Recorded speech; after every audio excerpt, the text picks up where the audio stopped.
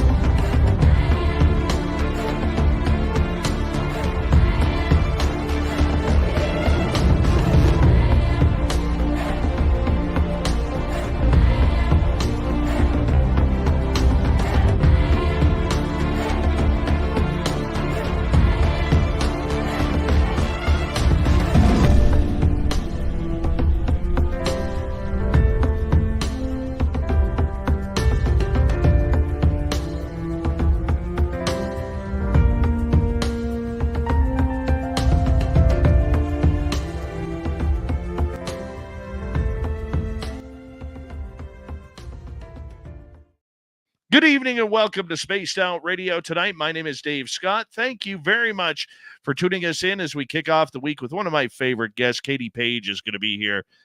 What are UFOs good for? What are we doing here? What is this all about? We'll get into that with her momentarily. Dirty Filth is here with another crazy cartoon. And the best part about tonight, we have each and every one of you sitting on here with us, including Vanessa with the gold medal tonight. Race Fan with a silver. Laura Lobbs taking home a bronze medal as well. Hi, Tim Mothman and his goatee. Robert Lamoth, Simon the Likeable. Nice to see you all. Little Timmy James in the chat room. He's in the studio as well. Abbott Hoffman, good to see you. And Dirty Filth in the chat room as well. Hi, Eternity Eternal. Kathy Evans. Paula Fost is here. Paula Fost will be signing autographs after the show. Line up to the left of the studio, if you don't mind, to the left of the studio. Mel WD-40 is here, lubing us up for tonight's show, because you always want to go into a show nice and smooth. You don't want that rigidness. The rigidness sucks. It just doesn't feel good. You need a radio show to go nice and smooth. Mel lubes us up each and every night to make sure that happens. Lee the Bee, Michael Morris, Scott B, Frankie B's, S for Met, thank you all for coming on in. Hi, Operation Shutdown. Digger Dog, how you doing? Susan Alloway, nice to see you. Susan Alloway will be signing autographs after the show as well. Light up to the right of the studio, if you don't mind. To the right of the studio. Fapster, what's happening? Melissa Nicole, thank you for coming on in. As we continue on with roll call tonight. Hi, Flat 6. Deidre, how you doing? And number 14 in your program, starting at center ice from Stockholm, Sweden. Lars Jansson. There he is. There he is. All right. Let's continue on. Hi, Pam Harris. Human Carl, nice to see you. A great veteran of the United States Air Force. Thank you for your service, Human Carl. We love you around here. Continuing on. Mama Catherine. Mwah! How are you, my dear? Much love to you. Hope you're doing well. Ozzy, nice to have you here. As we continue on with roll call, there's Paramarv. If you wave at Paramarv, he always waves back. Gary Rusin, good to see you. Terrence Wills, thanks for coming on in. So we continue on with our roll call. Jim Christie, wow, it's been a while. Nice to have you back. And who's next on our list here? Algaray over on Twitch just ran 75 miles in 26 minutes. On the treadmill. Yep. He was running faster than a helicopter. But hey, he's ready for tonight's show. Thomas Rock, how you doing? Nice to see you as we continue on with our roll call. Christine Lynn, thank you for coming on in. Hey there, Toe Tag. Nice to have you. And Marco. Polo. Hello and welcome to the radio and podcast side of Spaced Out Radio tonight. My name is Dave Scott. Glad to have you with us as Katie Paige will be here to talk about UFOs everywhere. So we continue on with our roll call tonight. Paisley Parker, nice to see you tonight. And the hippie Deidre. How's your Birkenstocks, by the way? Let's see. Who else do we have in our chat room? I can't even see. Resonate. What's happening? And Sierra, nice to see you. Mama Susan, good to see you. And we are caught up. We got 30 seconds. What the hell do we do for 30 seconds? Super Chat is open. It's a wonderful way to support what we do on this show on a nightly basis. And don't forget, you can shop at our Spaced Out Radio store. We do not have ugly swag, people. No ugly swag. So make sure you check it on out. All right, we got 10 seconds before we roll here.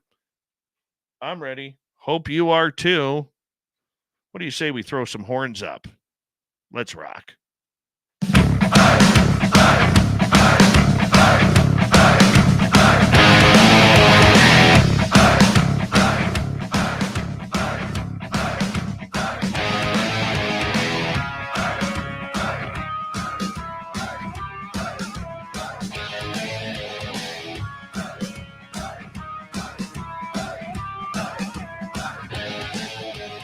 From the mountains of central British Columbia to you listening around the world, this, my friends, is Spaced Out Radio.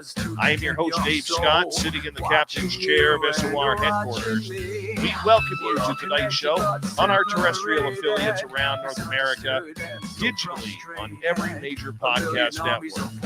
Our website, spacedoutradio.com, we have a plethora of features for you.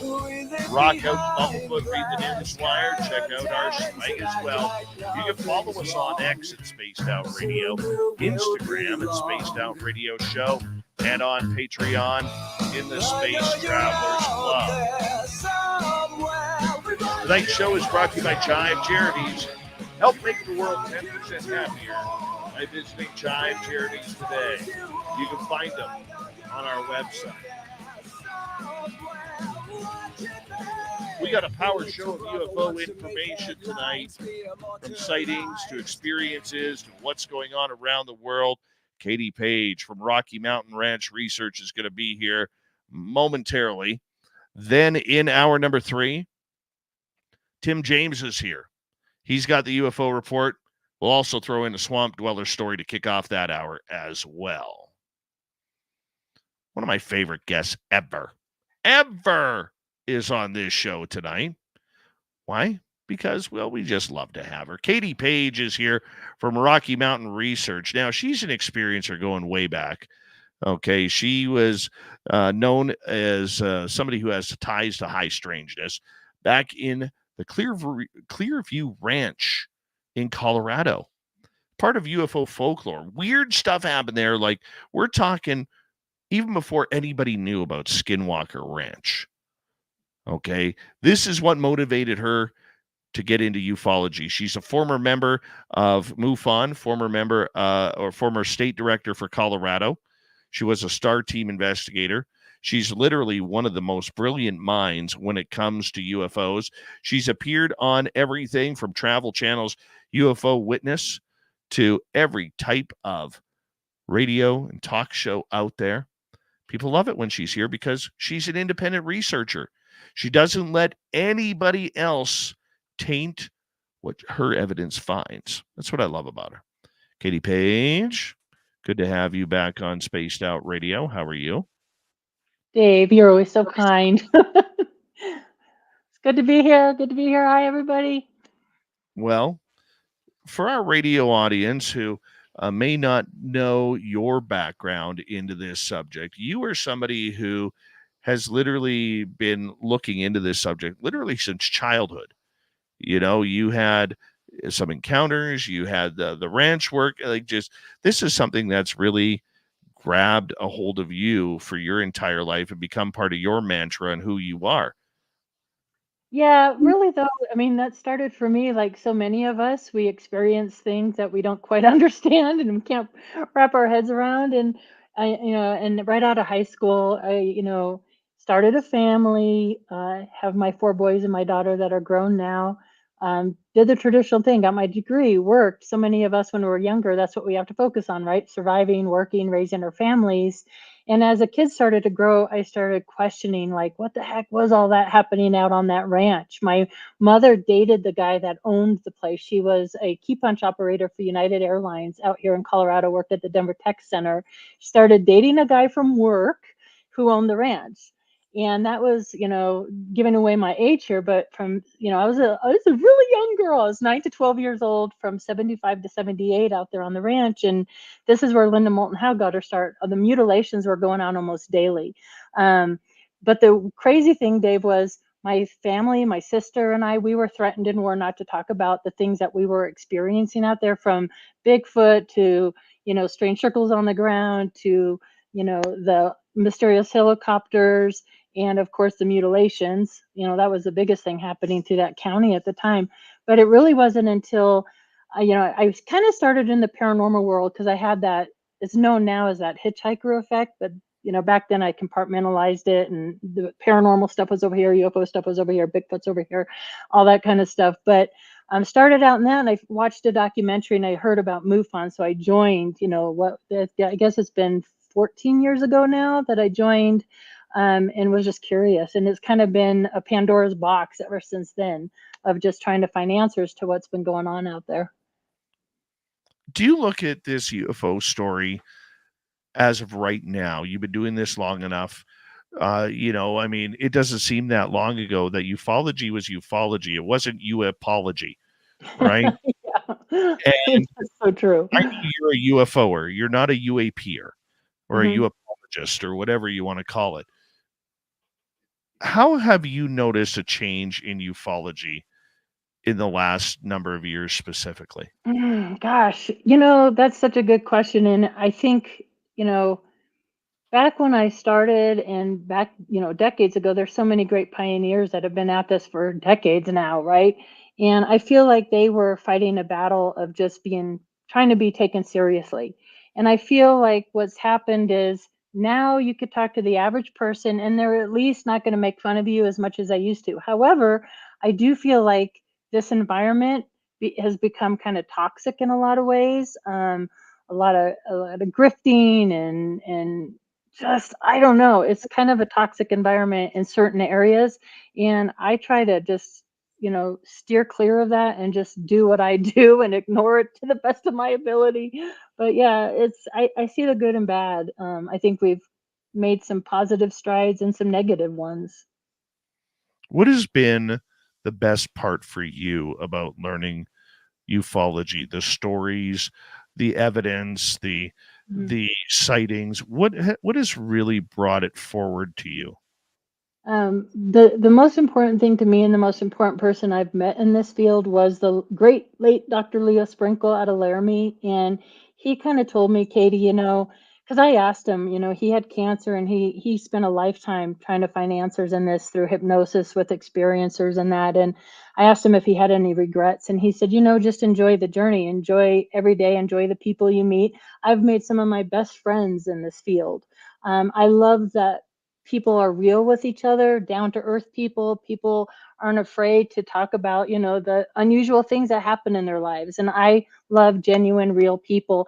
And I love being that person that people can like open up to and say, look, I have this really weird thing. You're going to think I'm nuts. I'm like, no, I'm not going to think you're crazy. And that to me is my favorite part of being involved in this, is just the experiences and the people, and actually getting out there on location and meeting people and answering questions and being an ear for other people. That's what's important. You are considered somebody who is highly respected in this field. You used to have ties to MUFON. You've cut those because you wanted to concentrate on your research, not that it was anything bad or anything. Let's Right. not stir up the rumor mill or anything. You are someone who is recognized as one of the brighter minds of this community. You are someone who is thought of as well respected. You blush. You're Well, making me blush. this is truthful. It's nothing that I'm saying that's out of the ordinary. When people talk about Katie Paige, it's always good things that you hear. For you, how in such a toxic environment that the UFO community could be, how have you been a ray of sunshine for those who need that shoulder to Um, cry on, or that knowledge of understanding? I guess I'm real. Like I um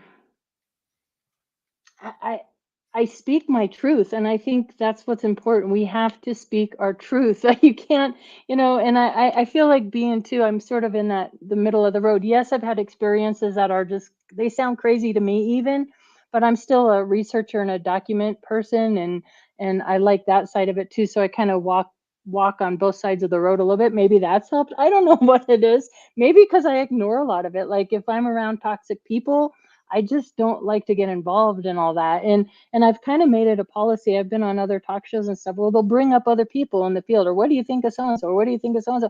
And I just like, hey, I don't, to each his own kind of thing, right? I don't want to get involved in any of that gossip and rumors, and I kind of just keep my head down and do what I do. Maybe that's why I just kind of ignore it. Is that, I don't know. I don't know. I think it's great. I think it's great for Yeah. the field. I think it's great for everybody who is around you, because we need more characters like yourself out there who can be Sergeant Joe Friday and want just the facts, Mm. but the compassion to understand that people are having extraordinary experiences that cannot be explained by modern science, by modern psychologists, Right. or modern medicine. Yeah, So and that's the hard part because I have friends, and that's part of. I'm also proud of that fact. Like being state director for Colorado MUFON and being involved with MUFON, who is a notoriously a nuts and bolts scientific organization, which I applaud that. We need that.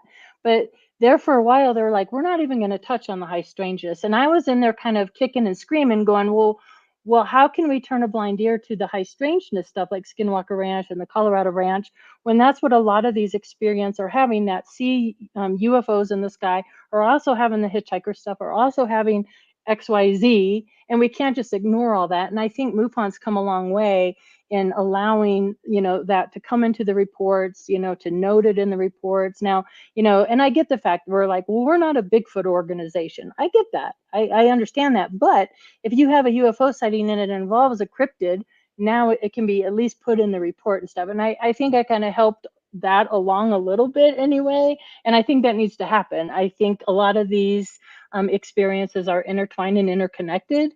So I feel like we're moving forward, at least in that, crossing bridges. the world of ufology, is a difficult road to drive. And I don't think people fully understand how difficult it is when you're fighting everything from the current society, who doesn't Mm, want to believe that this is on, or just thinks it's a tinfoil hat conspiracy, to those within the community who think experiencers need to get out of the way, or that the government is covering up too much. You say that you kind of stay out of the drama, you stay out of the limelight and kind of work behind the scenes. What do you think when you take a look at ufology right now, and see all the different spectrums that are going on? I mean, how do you navigate it? right. Don't get me wrong, Dave. I mean, if I have a strong opinion about something, I will stand up. So I will stand up and scream from the rooftops and fight. I just think by nature, because of the cover ups and everything that I'm learning about the Rocky Mountain Ranch, um, and I do know there was a military presence, so I'm not an overly trusting person of everything that's going on in the government when it comes to ufology. So I look at it I have a skepticism about it, and I just don't believe so easily. um, and it's not my wheelhouse. I think it's important for all of us. Anybody who's listening, that's obviously, if you're here, you're interested in something when it comes to, an experience or the paranormal or UFOs, whatever it may be, cryptids. And I think it's important to kind of pick a lane and pick something, because there's so many different ways you can go. And especially with the high strangeness stuff, for me, you're looking at so many different types of phenomenon. Like always put out there right away, like, I'm not the cattle mutilation experts, and there's so many great people that have been looking into the mutilations for decades now that I have high respect for. That's another important part, I think, of is respecting other people's work and giving credit where credit is due. And I try to always do that because I don't claim to be the expert at any one thing. I'm just a person like anybody else trying to gather and gobble up everything that I can to try and unwind this crazy mystery at this Colorado ranch. And of course it branches out everywhere else, but you know. Do you find that today's ufology is an eclectic mix? It's probably the smartest that it's ever been, but with those smarts comes a lot of headline beliefs rather than reading the research type of beliefs. Yeah, I think I love the internet and I love that we can get on our laptops and just have all these conversations and talk with people around the world and all that. But at the same time, there's a lot to be said for just going through the old magazines, the old books, the old research, the old documents, all that. I'll be headed at the end of the month back to Marlar's new place. I'm excited to see his new location there because he acquired just recently the original APRO report. So I'll be able to see the final unredacted APRO from the Rocky Mountain Ranch. I'm excited to get down there, but I think there's room for the academics in this. But I think is like we need the academics and we need the experiencers, and we have to listen to each other and respect each other. And I feel like for me personally, I've always walked that fine line. Having a half brother who was at Pueblo State Mental, he was, diagnosed schizophrenic way back in the 60s. He was an arsonist. I had some trauma around my brother and all that. So I was always, as a little girl, really worried about being viewed a certain way, like being viewed crazy or because of my half brother. Like he was at Pueblo State. Like I don't want to be judged in that kind of way. So when it comes to my experiences and that as coming out as an experience, I walk a fine line with that. And maybe that's why I lean towards the documents and the hard evidence so much, because I don't want to be seen that way. And maybe, we all have our baggage, right? And our biases that we come into it with. But I think there's room for both academics and experiencers. We have to be respectful of people's, just because it didn't happen to me or it didn't happen to you doesn't mean it didn't happen to that person. So you always have to listen and take whatever you can from that and fit it into whatever research you're doing and consider it,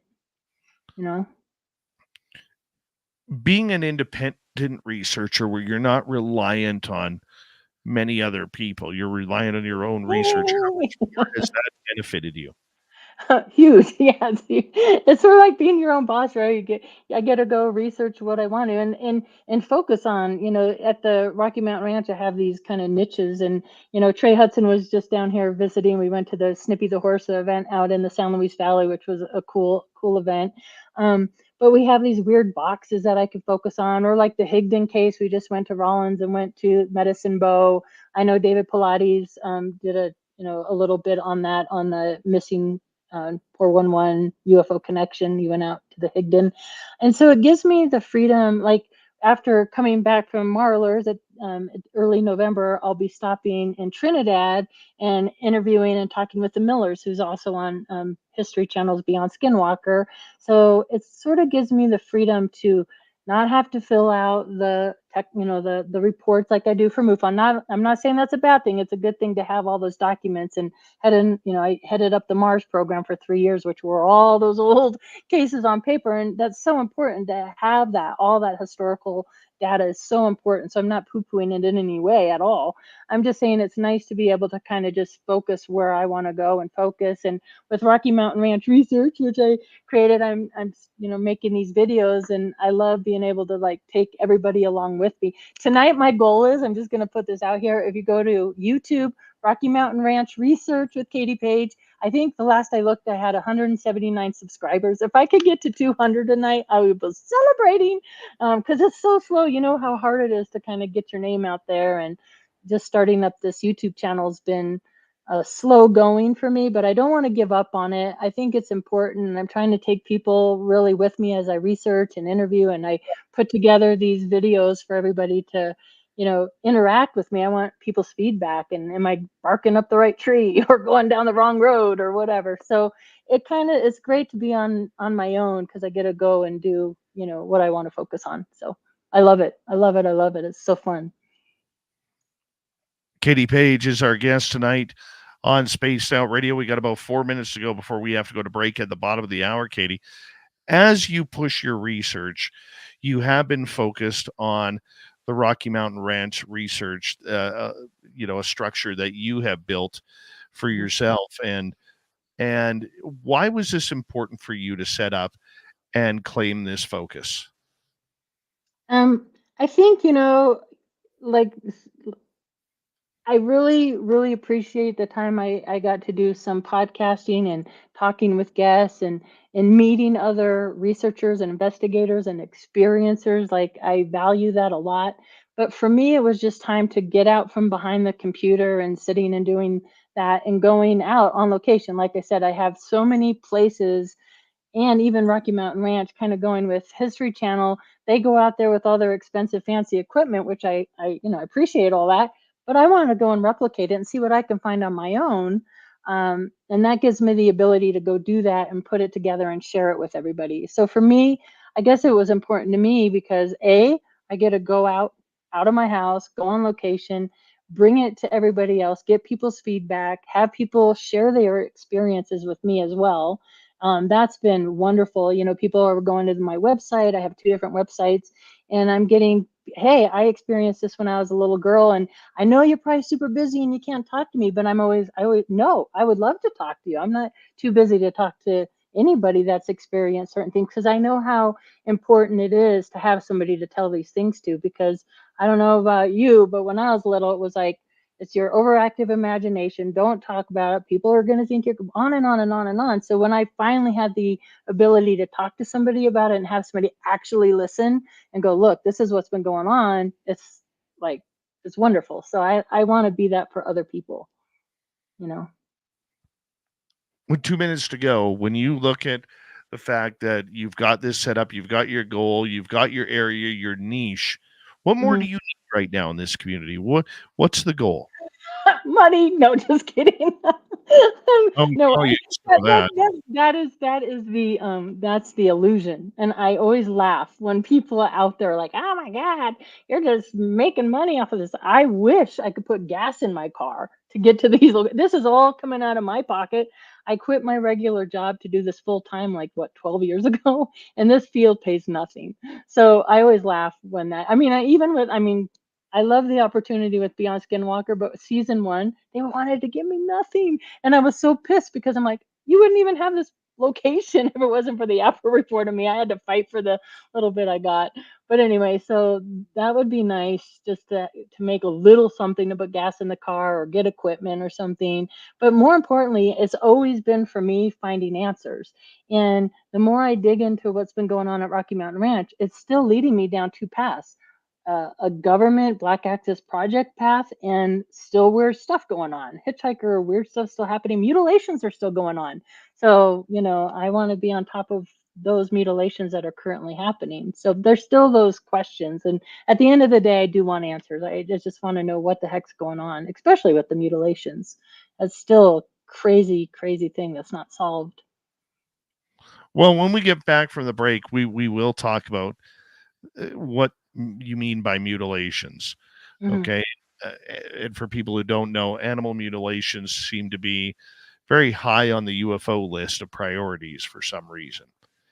And I know around here, Katie, I've recently found out there are 3 ranches that I've been able to find that are actually having cattle mutilations as we speak going on. So we'll get into that. Katie Paige is from Rocky Mountain Ranch Research, based out of beautiful Colorado. You can find her books at any major bookstore. And if you type in Rocky Mountain Ranch, Katie Paige on YouTube, go hit subscribe on her channel. Spaced Out Radio with me, Dave Scott, and the lovely and talented Katie Paige, coming up next, right after this.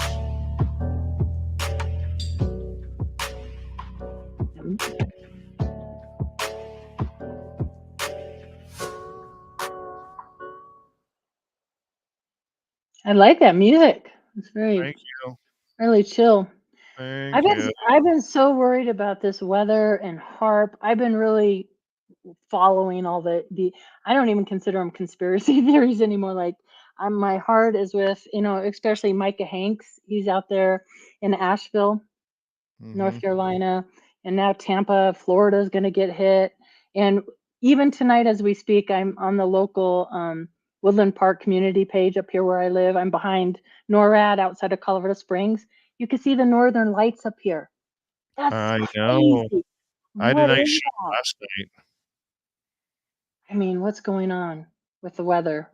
These crazy videos that are being posted with like luminescence in the ocean outside of Florida with these weird like frequency patterns and all this stuff. So I've been like the last few days, UFOs have been on the sidelines because I'm researching HARP and all this crazy weather that's happening. It's nuts. It's just nuts. It's kind of scary, isn't it? I don't know. All I know is that every time there's a solar flare, I get a beautiful show at night at my area. Oh, I'm jealous. Days later, the beautiful northern lights. It's fantastic. Mm. It is. People are posting them up here on the community page, and I run out on the deck, and I'm kind of where my house is kind of in this bowl, which I like because I can't really see any neighbors, so I feel like I'm isolated, but I have neighbors close. But I can't see. I've never seen them with my own eyes before, so that is on my bucket list to do. I really want to see those northern lights. Remember, when you look in your own eyes, very rarely will you see them in the colors. Oh. You need a camera to see the colors. Oh, you do? What do you see with your own eyes? I didn't know that. It looks like a white fog. Oh, okay. So when you're taking the pictures, that's when you see the beautiful pinks and oh, well, bummer. No, I'm just kidding. This is my favorite picture from last night, and you can actually see my shaking while I'm taking a picture because Jupiter looks like a big dot. I need glasses to. Oh, look at that. Oh yeah, that's so pretty. Oh my gosh, that's gorgeous. So, I mean, I've had.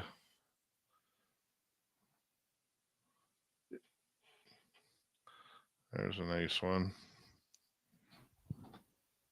Oh, look at that. Is that taken just on your phone? What is on the ground that looks like fire? Oh, that's that's a community hall. Oh, okay. Yeah.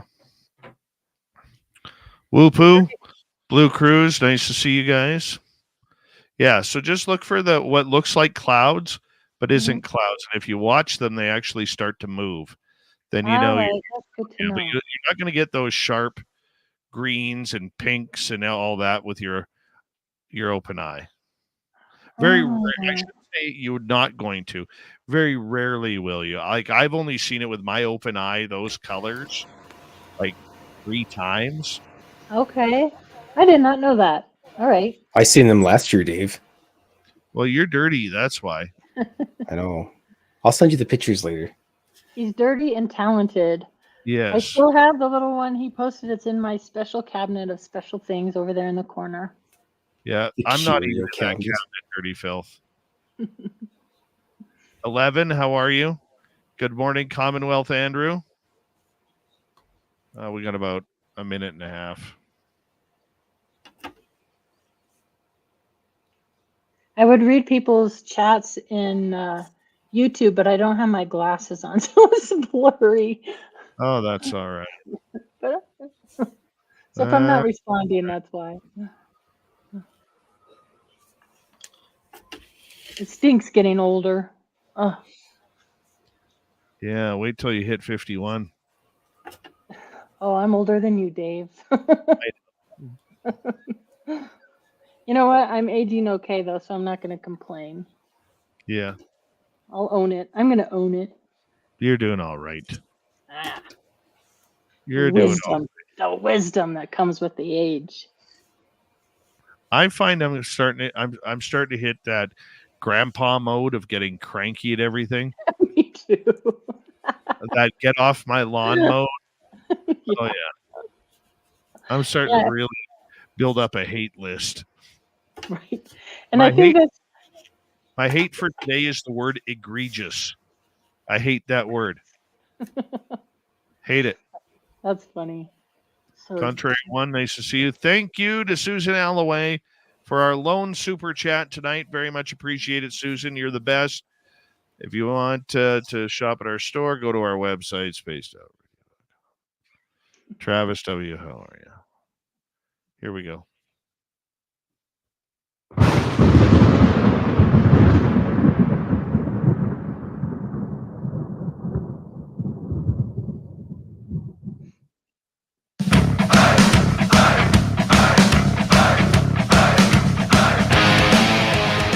All right, here comes the second half hour of Spaced Out Radio tonight.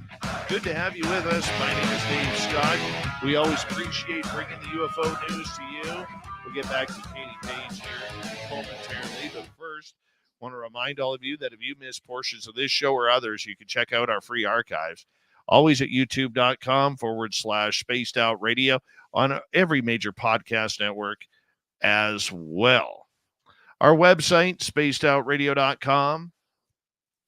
We have a plethora of features for you. Rock out to Bumblefoot, read the newswire, check out our swag as well. Follow us on X at Spaced Out Radio, Instagram, Spaced Out Radio Show, and on Patreon in the Space Travelers Club. From Rocky Mountain Ranch Research, we have Katie Paige from the heart of Colorado.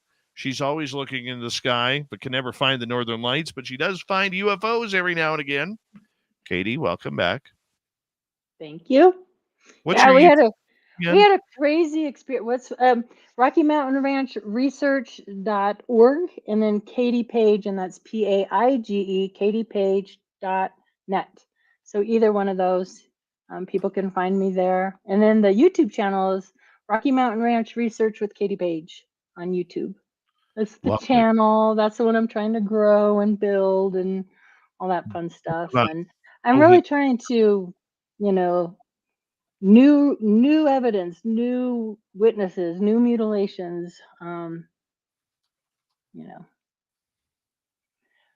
Love I it. experienced something on the way back from a conference in California. We stopped in Pioneertown, California, and did an interview with a lovely woman and her mother.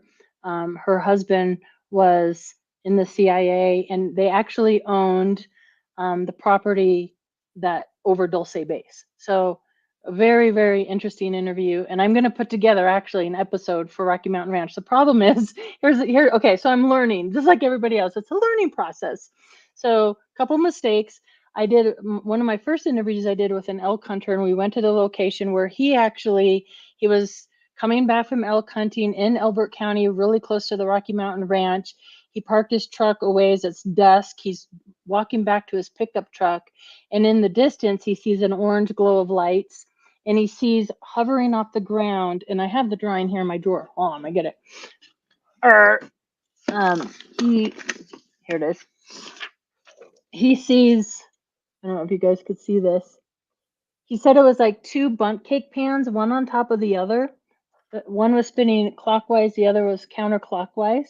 So we went on location with him, and he said it's really strange because back where this was, right behind it is like this really forested, dense, like Fangorn forest from Lord of the Rings. And he just gets eerie. He doesn't even like going back there. He's like, oh my gosh, it just freaks him out. So we walked back there together. I'm like, all right, we're going to go look together.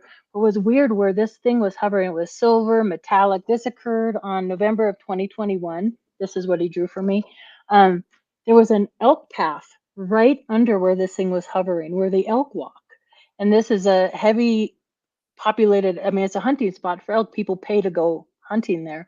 And it was just so unusual because right where this thing was hovering too was like open. The elk path went right through, and then right behind it was really forested. But we went out there, and I learned very quickly that you need those dead cats on your microphones, right? Because the wind was howling. And then I tried to fix it in Adobe Premiere Pro, but it sounds like you're in a tunnel. So I had to scrap the whole episode, and we have to go redo that. But now it's hunting season out there, so they're like, it's too dangerous to be walking around out there and doing it with all the hunters out there. So I got to wait to redo that. But also, I'm just learning that when I did that interview in Pioneer Town in California, I had that zone of silence, that Oz factor happen. I had a weird experience where I saw flashing lights in the sky, and everything was like somebody just turned the dial all the way down and everything went completely silent. It was the weirdest thing I've ever experienced. But that interview I did in a loud bar, like a saloon. And that whole interview, I have to redo that because you can't, even trying to fix it with the audio software, all you can hear is like the clanking of the dishes and the loud music in the background. And I'm like, oh man. So live and learn. So I have a few to redo, but I'm learning as I go. I want to talk to you about mutilations, cattle mutilations, animal Right. mutilations. This is something that you have been very much forthright trying to figure out what the meaning of all this is. First off, tell us about what they are, and then tell us what you think they mean. Yeah, well, the height of it for me, I mean, I was exposed to it very, very young from the Rocky Mountain Ranch as a young girl. I like literally Close Encounters of the Third Kind came out in 1977. That was right in the height of all that high strangest ranch stuff for me as a young girl. I thought it was a documentary, like because they have the scenes there where they're going to Devil's Tower and you see, the dead cow and stuff. I'm like, oh yeah, that's happening here. That's like everybody's experiencing that. But out there it was almost occurring daily.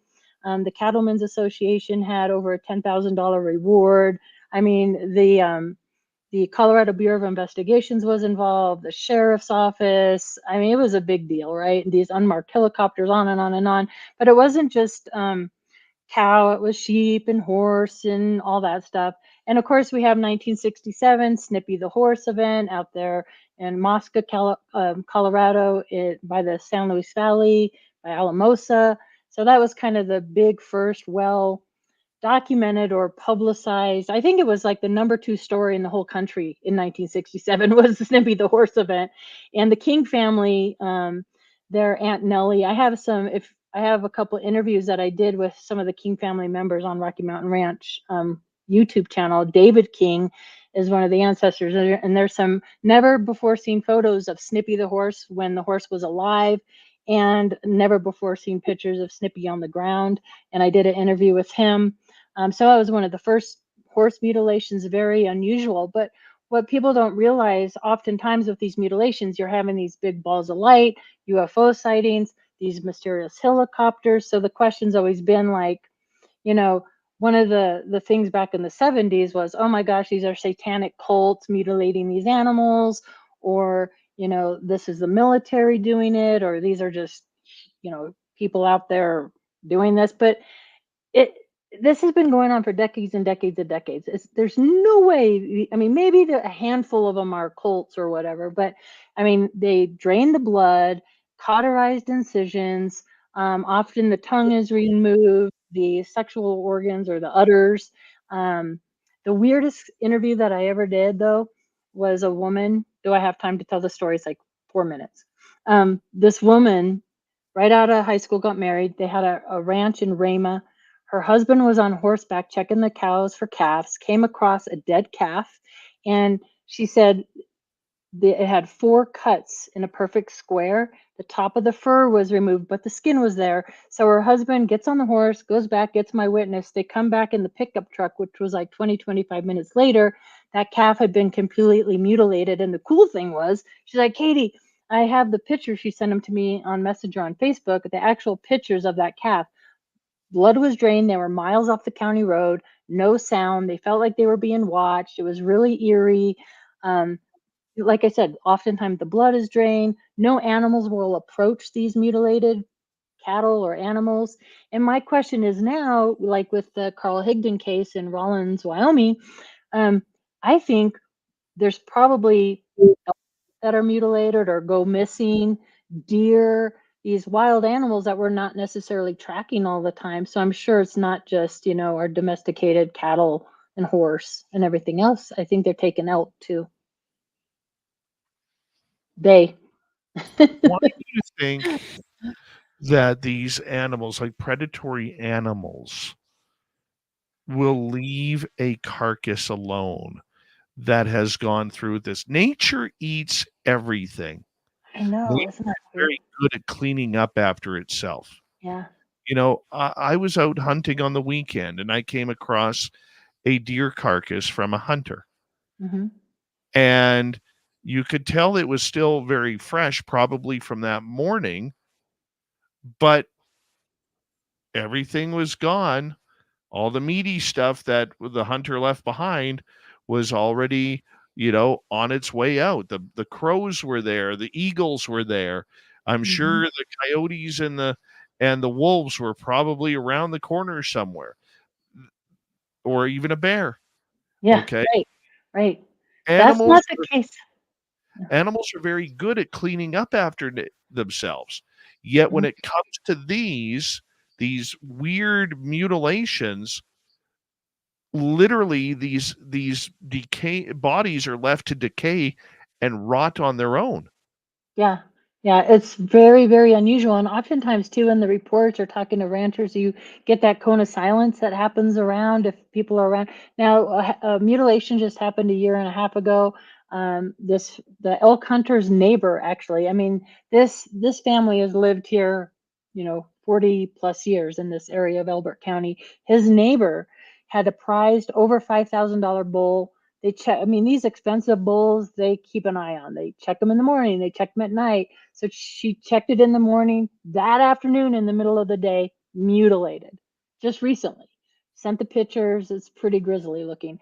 Animals won't approach it. Why? Another thing they're noticing, and I think they documented this maybe on Skinwalker Ranch, if I remember correctly. Was it that show or another one? But sometimes they'll see animals, and there was a really recent good documentary that just came out on what is it? It's Christopher O'Brien. It's out on Netflix because I signed back up to Netflix just to watch Unsolved Mysteries. So if you have Netflix, watch the new episode of Unsolved Mysteries. Christopher O'Brien's on it. But sometimes on this particular episode, they're tracking this cattle that's acting strange. And that same cattle that was acting weird, just like at Skinwalker, who was spinning, there was a calf that was spinning. That cow that was acting strange on Unsolved Mysteries ended up being mutilated either that night or the next day.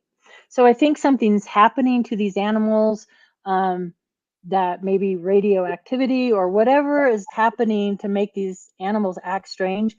Animals are intuitive and they know something's wrong with these other. They're like, stay away from Moo the cow over there because something really weird happened to it. They know. I think animals just have this sixth sense that we're not always in tune to. I don't know. It's really Oh, weird though. in case they accidentally eat one of those Right. animal implants, alien implants, if they're doing it that way. I don't know. I'm just I don't know. I don't know either. I don't making it know. up now. But I mean, it is so weird that, I mean, it makes me wonder, do they like a good T-bone steak? Is I that what think it's about? Are they No, are they they leave the T-bone. That's what the fillet. Like I'm kind of spoiled. I'm like, give me a good fillet. I don't know. But I don't know. They don't take the good stuff. They take the soft tissues, and I know that's another theory. Military's testing groundwater. I mean, like out here we have the Titan missile silos, and with maybe they're testing the water or whatever the plants that they're eating. But it just doesn't make sense to me. Recently going through, I had boxes and boxes of documents that I was going through, and I just came across an original document of this, which is fantastic. It is The Choppers and the Choppers, Mystery Helicopters and Animal Mutilations. This is a study that was done in the 70s. And it's very, very fascinating to read. If anybody's interested and they go to my websites or whatever and you reach out, I have the PDF of this. I'd be happy just to give it to you. Fascinating stuff. Because these helicopters, these blacked out helicopters, oftentimes they were seen after the mutilation. So through my research, I feel like these mystery mutilations are occurring. Then these copters come in and they're trying to figure it out just like the rest of us, right? That's what I think is going on. But also talking, I was at a conference a few years back and Richard Doty happened to be there. I had two questions for Richard Doty. I was curious because he came in, I think, as a disinformation officer in 1977, like right in the midst of all the high strangeness stuff on the ranch. And I'm like, okay, did you know about the Colorado Ranch, the Rocky Mountain Ranch? I was so curious if they knew about it. And he said, yes, he was aware of it, which makes sense because Linda Howe and stuff was out there and stuff. But I also wanted to know, because through my research, I've dug up newspaper articles from back in the day where these mystery copters are like chasing and menacing like kids on ranches, coming down, scaring the tar out of people. Like, why would they do that? What is that all about? Why would they make us skeptical out of themselves, right? And Richard says, oh, it's a distraction, it's a diversion. Like, pay attention to this over here. Why something else is going on over here, right? The old switcheroo trick. And I thought that was interesting too, but I don't know. The mutilation thing, it's amping up again, that's for sure, because I hear it around the world. Matter of fact, Linda called me last month a few times, and she's seeing the same things. They're starting to amp up again. Even over there in the UK, they're amping up, and different animals as well. We heard the kangaroo that are mutilated, and seals. So it's not just land animals, it's also animals in our oceans that they're finding mutilated. So I don't know. I don't know what they're doing. I did not know they were going after ocean creatures now. Yeah. Yep. And you know, the thing people we don't like to talk about human mutilations, but that's happening from time to time as well. And some of the evidence, like on the dark web or something, I've seen some pictures of human mutilations, and it's terrifying. I saw a very graphic photograph of a woman in a vehicle with her seatbelt on, and it looks like a cattle, but it was a human. Talk about making you think twice about, like, I don't know if I want to drive around night in a remote area where mutilations are occurring, because that's terrifying. Do you think that these mutilations are being done by extraterrestrial presences, or do you think that there is some sort of energy weapon that might be being tested on animals and maybe some people? That's a good theory. And that's, the scary night where we heard that disembodied electrical voice. I learned of a what they call plasma ball technology that I think maybe they were experimenting with in the 70s, where they pipe out plasma balls and it sounds like a human voice. It sounds very electronic. So yes, I think some of it maybe some animals are getting laser tested. I think it's a combination of both. And I think that's what makes this field so difficult, especially the high strangeness stuff that I'm involved in, because I think both things were happening. Not everything is explained by Black Access Military Project. It's just not all explained that way. We have mysterious things that, like the one I just told you about with the 4 incisions and then the cauterization, and they were miles off. There were no human tracks. There were no helicopter noises. There was nothing there was no human presence there. It was not the military that did that. You have cattle found in weird places that are dropped from the sky, under logs, under fences, to, just weird things that you really humans can't account for some of these strange things. So again, I know it's a cop-out answer, Dave, to say both things are happening, but I really believe both things are happening. I think some of them might be human and some of them are just so unusual it can't be explained that easily. It's hard to explain this whole entire phenomenon. I mean, we're trying, people are looking into it, but I often wonder, is it government or is it alien that is doing this? Because look, these, and you know this, but for our public that may not have ever heard of this phenomena before, this is happening all around the world. It's Right. happening, much like crop circles. They pop up all around the world. Mm-hmm. You just don't hear of the stories because ranchers don't want to talk about it. Right. Because many ranchers are very superstitious and they don't want to upset they're more superstitious than a sailor at times, right? And so I often wonder how much actually goes unreported compared to what is being reported, because I know in my area they're happening here. Right. I would venture to say the vast majority are not being reported. They don't know who to report it to.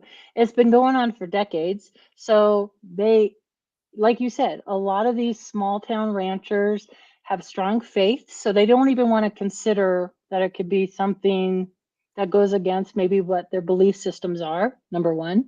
Some of the ranchers I've talked to won't even go down the ET path because they just don't believe it. flat out. But then again, they're like, but we don't have an explanation. We've never seen anything like it before. We don't know what's going on, right?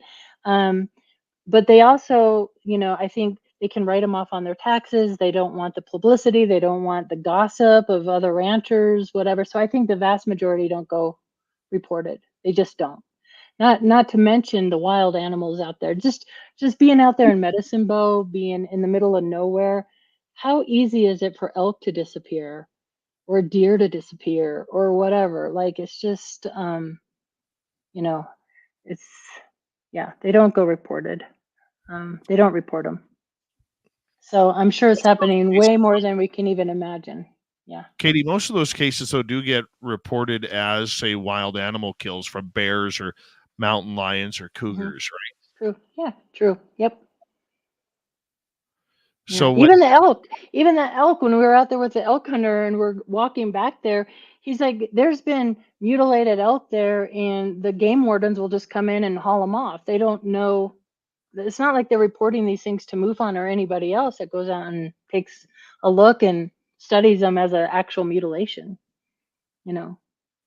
But if you're interested in the mutilation stuff, I would recommend like Christopher O'Brien's books. Chuck Zukowski did some great books. Of course, Linda Howe's been at this on the front line since the 70s. So they're kind of the experts in this field. I'm just sort of on the tail end of it, just going, trying to gather in and kind of putting the word out there. That's one thing that doing Beyond Skinwalker's done, getting to meet some of the people from the show and, around that area. I could say, look, now if something happens, please reach out to me. So I can at least document that this is still going on, because I think that's important to know, and it does seem to come in waves. I also think it's really important to look at the locations where these mutilations are happening and what do they have in common. Like just earlier today, I was watching a documentary on the Bradshaw Ranch in Sedona, Arizona. They don't have mutilations there. Why? What's the difference? Why nothing there, but they have their unusual lights and orbs and things that are going on there, but not the mutilations. And even certain people like John Malone, who owns the most land in the country, he owns a lot of land out in Elbert County. And as a matter of fact, his main home is here in Colorado, I believe in Elbert County or Elizabeth. But none of his cattle ever get touched that I'm aware of, or at least that he's not reporting them. And I'm like, why?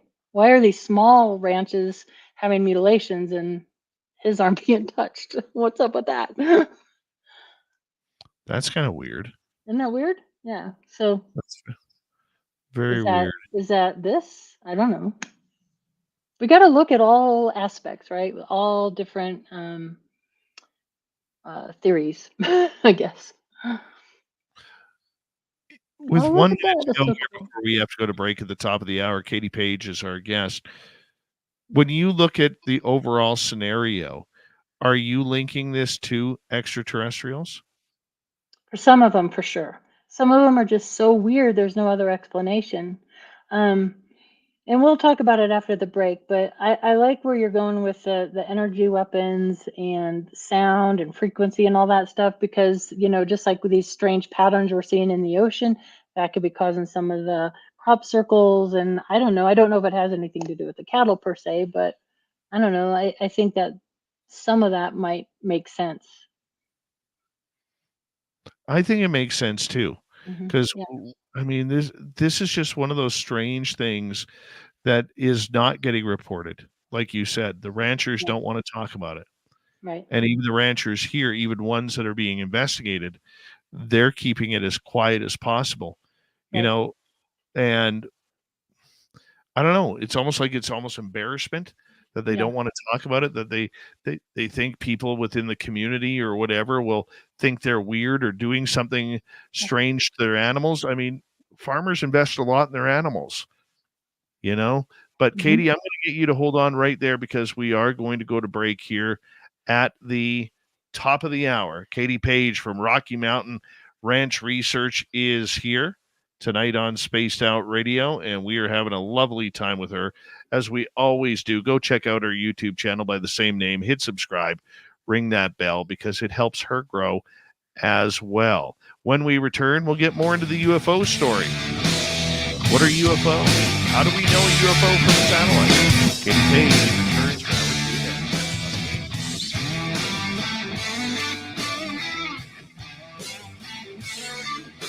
This is Spaced Out Radio with host Dave Scott.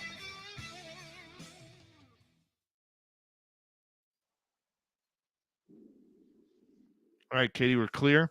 I'm going to turn this over to Dirty Filth if you want to hang out with him. And All I'll be right.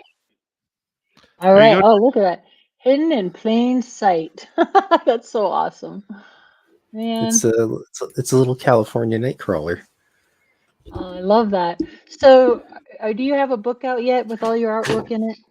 Calendar. Come on, you need to be making some money with your unbelievable work. Oh yeah, the second book is almost done, Oh, and my good. 5th calendar should be out fairly soon here. Apparently, I've done 5 calendars. I don't remember the first 3. Where do we get these at? Lulu.com, and if you just type in cryptid cartoons into Google, it'll be the first one there. Hold on, Okay. she's holding on. Cryptid cartoons. It's the first one. It's a green cover with a gray alien. Oh, cool. I think it's Glad the you're first doing thing that that. comes up in Google search, which is kind of neato. Yeah, it's well deserved. Yes. Well deserved. My second book is almost done. I had to do a couple emergency drawings. But if you go to, for anybody that can't see what Tim posted, it's filthy.com, FYLTHY.com. You always put a little spider in every drawing. I try to. Yeah. It reminds me of those. I have them in the cabinet back there. Oh, who was it? It was, Maurice. I think, Is it Maurice Sendet? Or somebody did that in the children's books. They'd always put the little spiders in there. I like that. yes. You know what? I can't even think the guy's name right off. It's Yeah, I have them right here. I'm gonna go get them. Right. Hold on. and they're little hamsters. Yeah. Bloody I have 'em hells. right here. Let me find This them. is terrible. Oh, are they these that have them? Hold on. Maybe it's these. Maurice Meyer. Is it these? I don't know if you guys could see. I think that's it. Yeah, Maybe, these little possibly. guys. Yes. Yeah. There's always a little spider. They were a little fuzzier. Yeah, they're right here. These are such fun little books. You have kids I out took there. inspiration. These are good Just me and my books. dad. Just Hey, that's and gonna my be dad. me and my pops on Wednesdays come and hang out with me. Oh, that's nice. Oh, yeah. See, there's the little spiders in here, and I love Yeah, that you there do he that. is. That's what it reminds me of. It's like happy memories. It's great. I kept all my kids' It's- books. Between Mrs. Filth and I, we probably get over 1,000 books easily. Sometimes I wonder if the top of the house is going to collapse into the rest of the house from the weight of the books. Oh, right. Well, I mean, at least it would be an interesting way to get smushed and die. Oh, no. What happened to Dirty Filth? He was crushed under an avalanche of Crushed books. under Oh, books. okay, It's gonna that's happen all to me. right. I think my upper floor is going to collapse from all these books up here too. So here lies so and so crushed by books. Ah, Oh, hold on a second. I forgot to color that hockey stick in there hanging out. yeah. I was going to ask you about that. Where do you get your inspiration? I mean, like when you just sit down for spaced out radio. Do you just what comes to your mind? Are you channeling something? You get inspiration from somewhere? What's your process? I read a lot of interviewing UFO. you. Oh, yes, I read a lot of UFO stuff. And I just sketch a lot of junk about aliens and UFOs, and I use those characters to portray the world around me. That's kind of how I filter the world through my own eyes. But for the most part, I got a ton of cartoonic influences. I don't even know if cartoonic is the word. It is now, but I've got a bunch of influences. But mostly whatever I read online are just books. And I also have sort of a little bit of a world of characters like the Mothman and all the aliens and junk just over the years of drawing them. Yeah. It's almost like a sitcom of some sort. You know, if I had a good writer, I could probably write up a sitcom and plug it to Netflix and make like $600 in pizza or something. That's awesome. So, like, you were probably that kid in class that doodled on your peachy folders or your folders. Oh, definitely. Yeah. And I I've always made characters. I got books when I was a kid, and I have sheets of just random characters that I made, and they're all like Joe and Fred and like Billy the Bullet or something. Just Billy the Bullet. whatever I could create at that time. And I kind of made stories for them because never had any brothers or sisters, so Oh, okay. I had to invent my own friends. All right. Yeah. Yes, you like your own little world, like He Tolkien. invented me. Yeah. It's like that guy from Blade Runner. I make my own friends. Do your characters, do you have like voices in your head for them? They Or definitely do. dialogue or voices. Yeah, that's cool. That's awesome. I love that. I wish I was that talented. I could just do a stick figure, so I'm always admiring people with that kind of talent. All I right, could do guys. graphic work on Adobe, but not like that. It's amazing. Thank you, Filthy. Appreciate you. Thank you to Have a Susan, good night. Deb, Jojo, Dutch Hank, and Human Carl for the wonderful super chats. We really do appreciate the love and support, guys. And don't forget, you can shop at our Spaced Out Radio store. We do not have ugly swag, people. No ugly swag. So let's make sure that you go shop wisely. Hi, Whoopoo. How you doing? Here we go, everybody.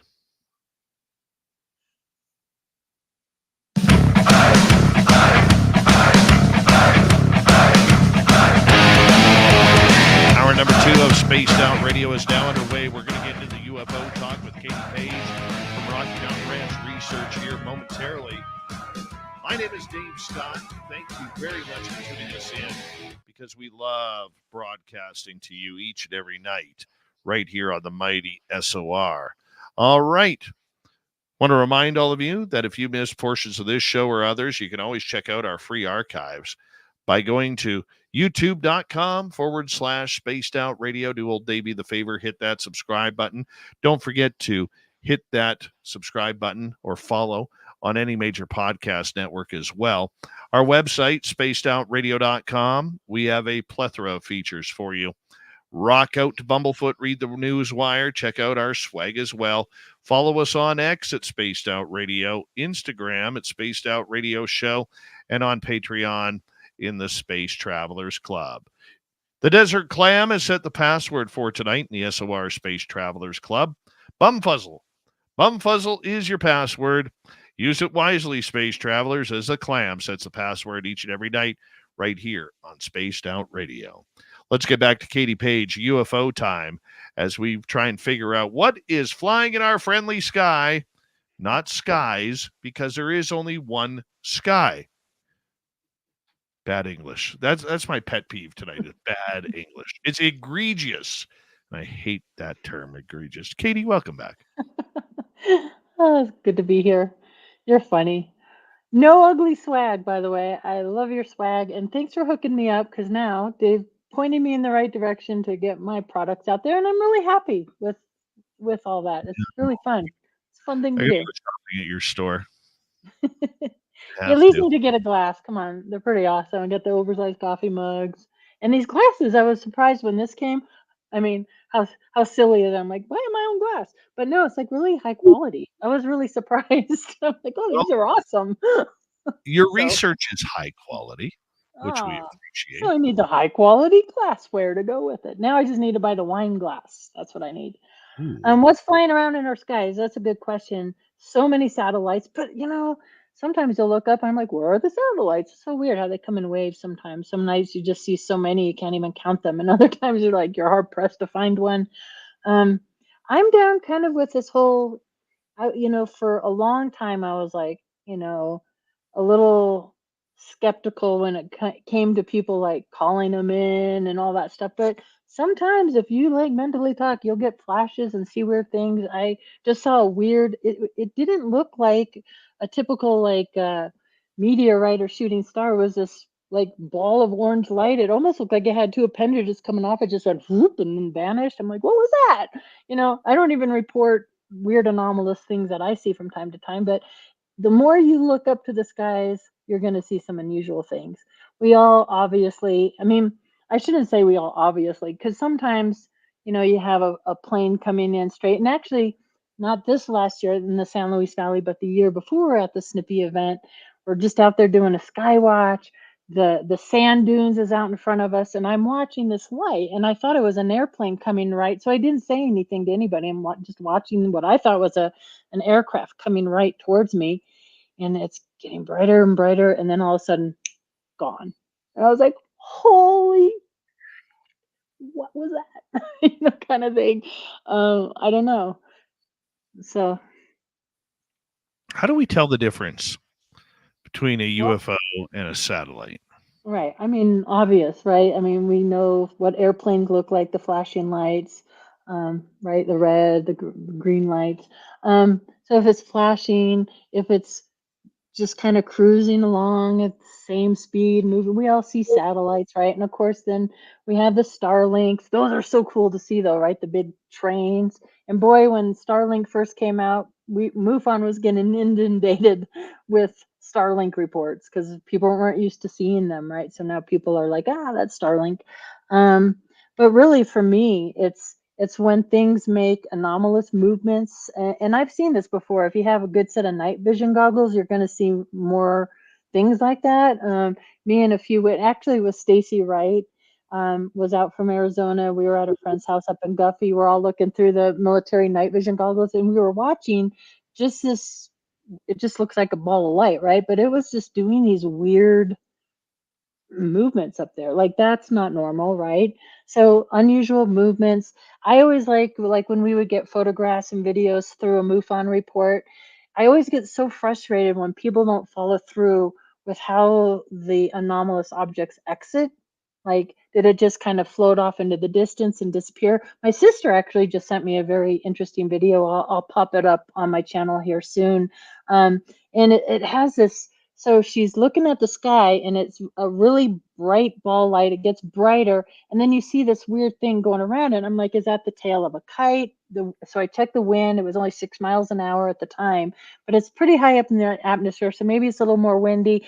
Maybe it's a tail of a balloon, but it's really weird how it's going around. But then what's really weird is it just gone. It's not like it floated off or went. It just vanished.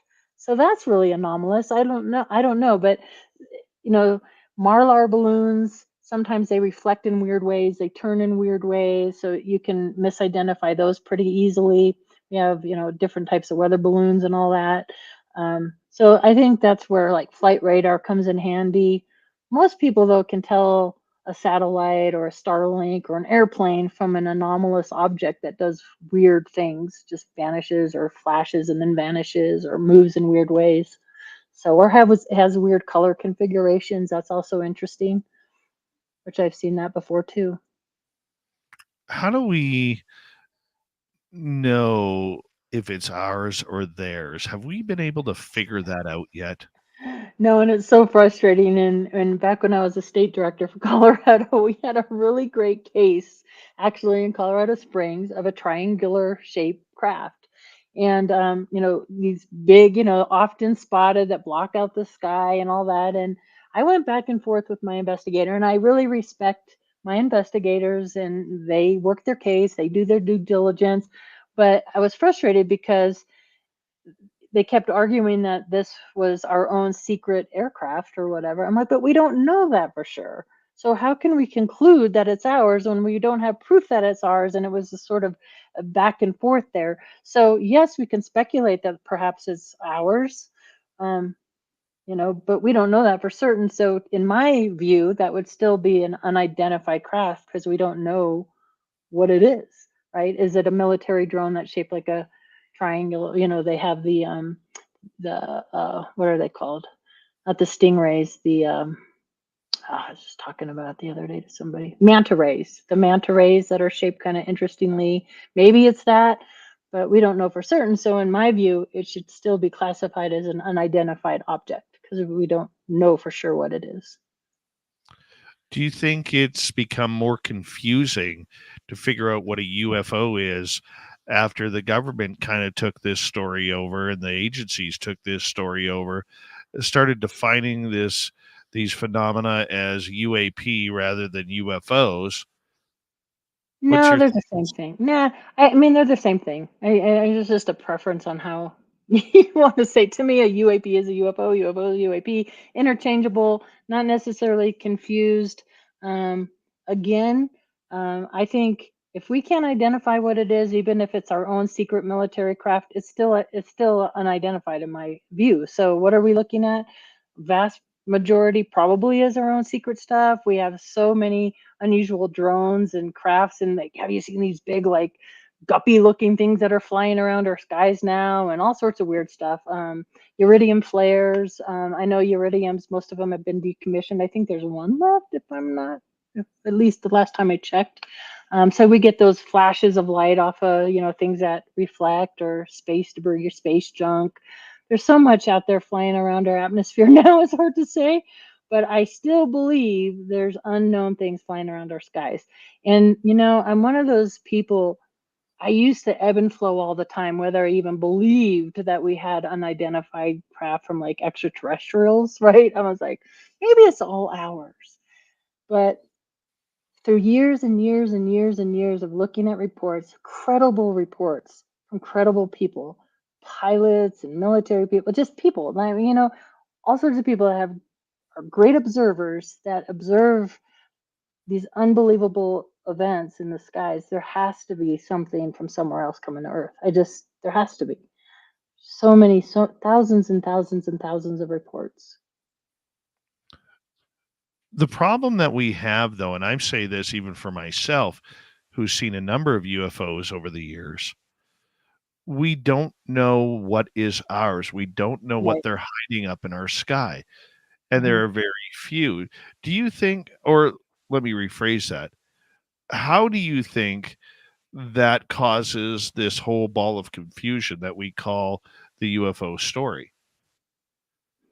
I don't think that it confuses it much, because I just think it's important that people report what they see. Report it to whoever you want to report it to, doesn't matter. Let's try to figure out who it is. Now, I'm also one, though, that believes that we need to keep military secrets. I'm not like for complete, right? We have to have that. So I understand the need. I also understand the need for watching the UFO community, watching the reports that are coming in, because if people are seeing our own things and reporting it as a UFO, they want to know that. And I understand that. I've always understood that, hey, if I had something out there that I'm trying to keep secret, I would want to know if people are seeing it and how they're describing it. How are they describing its movements? Are they hearing sounds? What are they saying about it? I would want to see those reports, wouldn't you? Well, I can understand that, and I can appreciate that, but I'm not as secretive as you are on that point. I do want to know, I mean, how many aircraft have the U.S. military had, or NASA or the CIA, that we don't even know about, and they've already come and gone, right? I was talking to somebody, Tim James, our UFO guy, earlier on. We've never heard of those stealth helicopters again that landed in Pakistan in Abbottabad to take out bin Laden. Yeah, that's something. I've been trying to figure that out. Yeah, I've been trying to figure that out for a long time. Like, did we have quieter? I know there's no such thing as a silent helicopter, but helicopters that are pretty stealthy in the 70s during these mutilations, because of the reports that we had where they would see, balls of light that could be a helicopter but made no noise, and is that because of the direction of the wind? Can they make them quieter? I mean, how does that? And I don't know when that technology happened, but what's really getting me lately, and this is where I agree with you, Dave, is like there are technologies out there, I'm talking more like plasma ball, laser, what we're doing with HARP, all these things, that it feels like there's no control over this. Like, why don't we have a say in weather manipulation or whatever the heck they're doing, these secrets that it could destroy our planet, right? Now, that's a whole other conversation, other than just aircraft flying around our skies. Like, what else is up there with the satellites and the spying and Who was it I was just listening to earlier today talking about these glasses that people are going to be able to wear, and they'll like tell you certain information about these people. This is happening in other countries, and where they're rating people based on, I don't know. I don't like where certain things are going. It's kind of scary. Oh, I fully agree with you on that. Sheesh. Fully agree with you on that. It's something that is, I think is getting very, very dangerous because the technology is so far ahead of where we Right. are. Yet we Yeah. do hear of these UFOs kind of going all over the place. They are landing. They are seem to be investigating. I mean, there's certain hot spots around the world. Never mind the Rocky Mountain Ranch, or Skinwalker Ranch, but there are, we can't even count on our hands how many Skinwalker ranches there are out there. Mhm. They're all over the place. It's just people want to forget about them, or they're already kept secretive due to other investigations. Mhm. Okay. And if we think Brandon Fugel is the only Brandon Fugel out there, we have another thing coming. What do you think? Yeah, no, I think I mean, I wonder, like, even, some of the research that was done out there at Skinwalker Ranch and Mount Wilson Ranch, Jeff McBurney, and talking about aircraft that we aren't privy to and how far advanced we might be.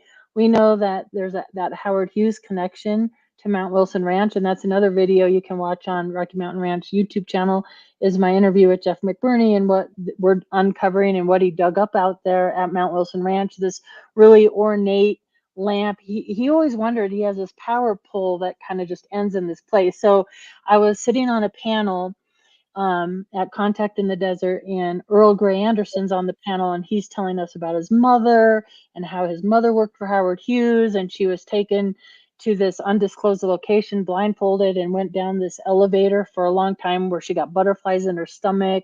And she said there was a beauty salon down there. It was like a city underground, and they never knew where this location went. As Earl's telling this story about his mother and Howard Hughes, I'm sitting on the other end of the table going ding, ding, ding, ding, ding, ding. Oh my God, that has to be Mount Wilson Ranch, right?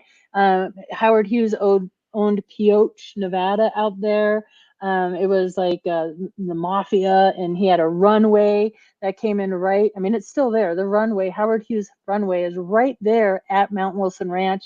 And where you go from the runway to the ranch, it's only a one-way road right there. It used to be concrete. They buried it all. They put it underground. Does he have hidden aircraft under there? I don't know.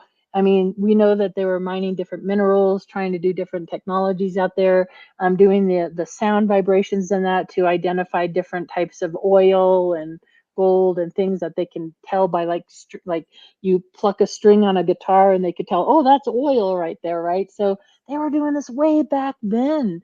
So how far out are they? How far advanced are we that we don't know? And who's regulating this stuff? And where is it going to lead? That's what scares me. You know. Well, and that's the other thing too, is where is this all coming from? What is the Mhm. purpose of it all? How Yeah. far advanced are they? That's why I think it's very important for us to be able to try and figure out, what is a UFO and what is not, because I think the majority of us who have had the ultimate experience do believe that this phenomena is very, very real, and they are very, very intent on doing whatever they want to us. Okay, whether it's pulling us out of their bedrooms or whether that's landing a UFO in our backyard or in the middle of a forest just to scope out what we are doing.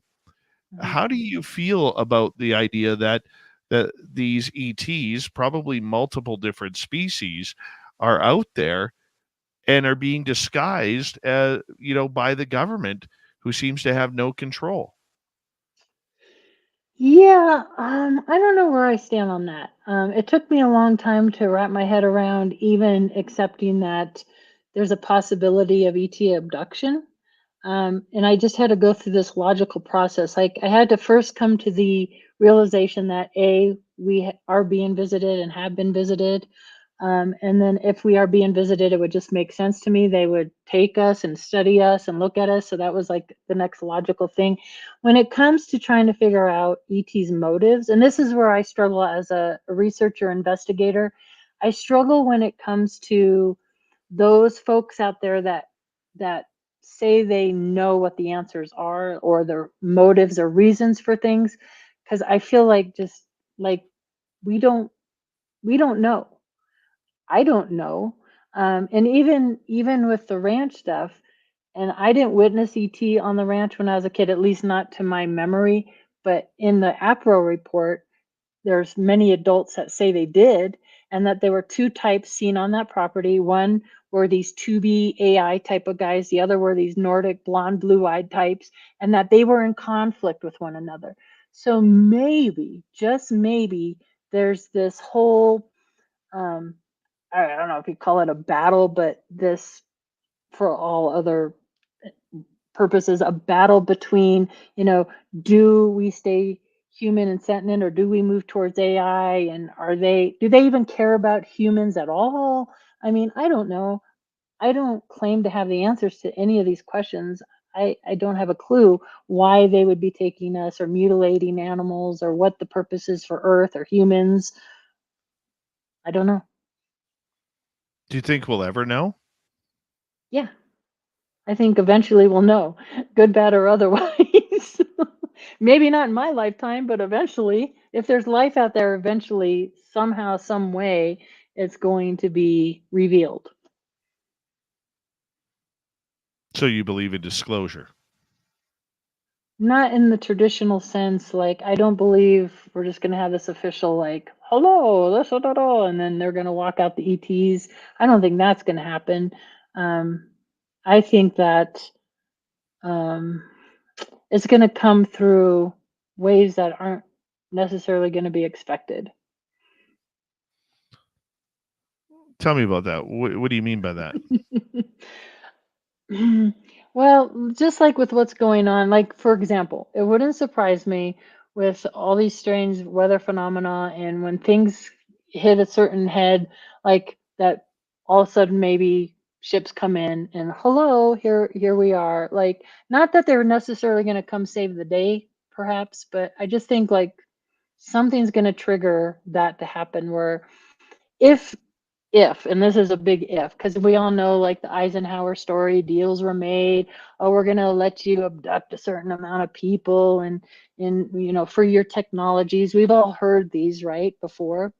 If that happens, eventually that time is going to run out, or something's going to break or give, and right.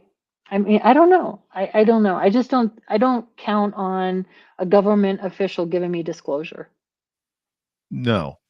That's why I keep, pumping up our audience for what I call a confirmation movement, which is what I believe we are in. That's a good way to put it. Yeah, that's a good way to put it. They're going to confirm that we're here. They're going to confirm that we got things going on that they can't understand. And that's about as far as it's going to go. We may get a little bit more information, but as for the glass of juice that we can drink, that juice ain't coming. It's like waiting forever for your orange juice at breakfast at a restaurant, and they forget about you. It's the same thing. We're forgotten about. Yeah, what I hope happens, and this is something these are noise canceling. I can't even hear myself talk sometimes. What I think is interesting is the consciousness piece of all this, of how much of this phenomenon, I'm talking both paranormal and UFOs and even the cryptids, how much of this do we manifest and create ourselves? Because I think each human on this planet are creators, and I think we can create realities to a certain degree. And I also think our five senses keep us very limited. So maybe disclosure comes when we're able to open that veil just ever so much more. All right, Katie Paige, we got her for another 30 minutes on Spaced Out Radio. We'll continue the UFO talk right after this. Stay tuned, everybody.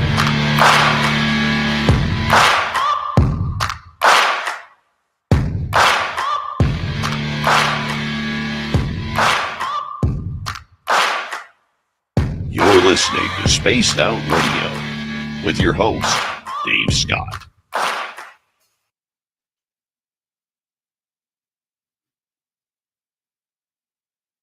All right, we're clear. I did see a Lorian Fenton sighting in our chat room. Hey, Hi, Lorian. Hey, Lorian. Hi, I got to Lorian. give a shout out to Sev. These arrived in the mail today. I got a package from my dear friend Sev, Talk, and she made these beautiful earrings for me. Oh, So Sev is lovely. she is so sweet. And she wrote the nicest card. Like, these are the nicest words anybody's ever said to me.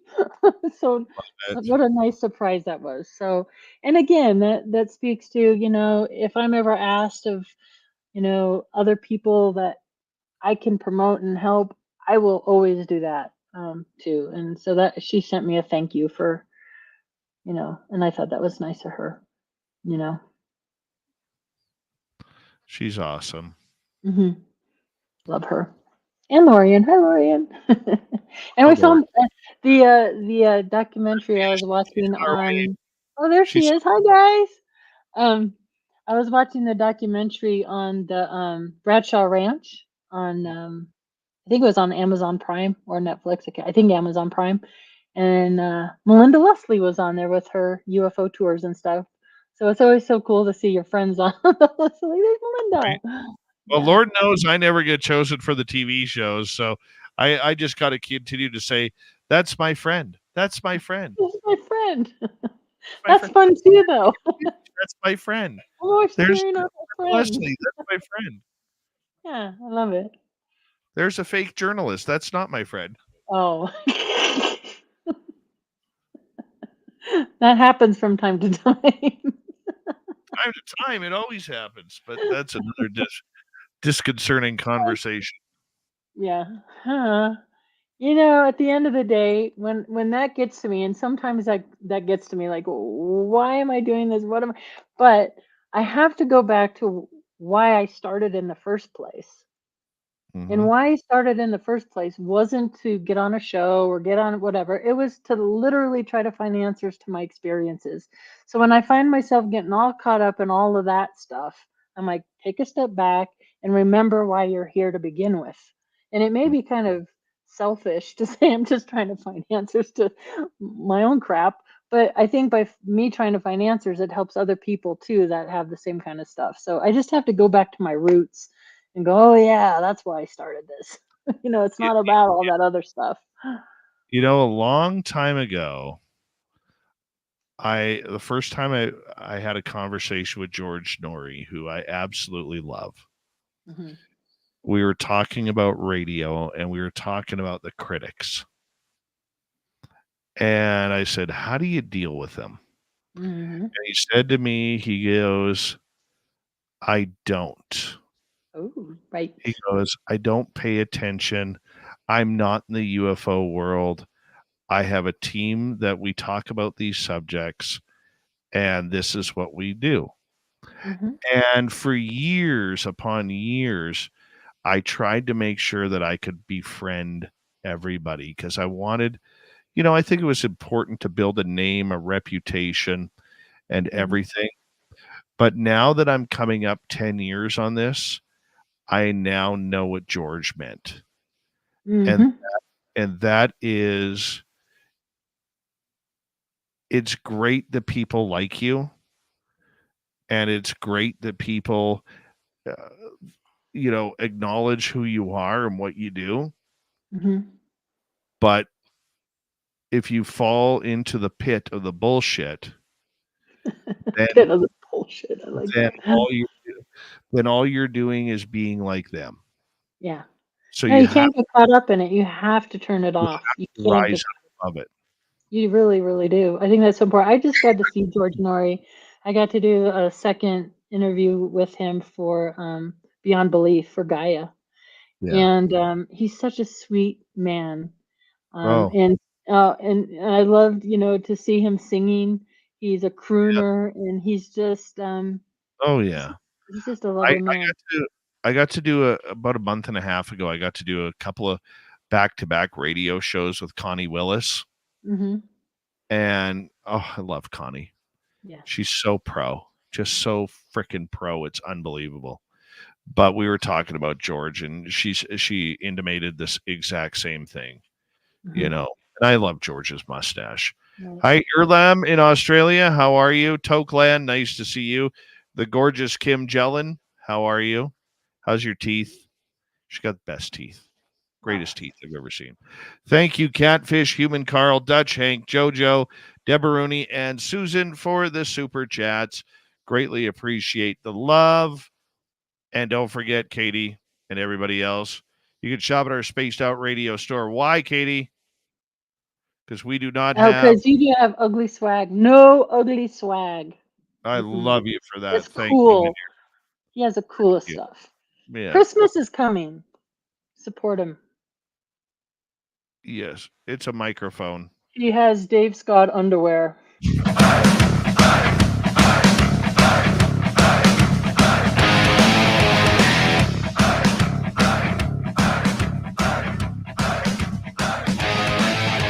Here we go, the second half of Spaced Out Radio tonight. My name is Dave Scott.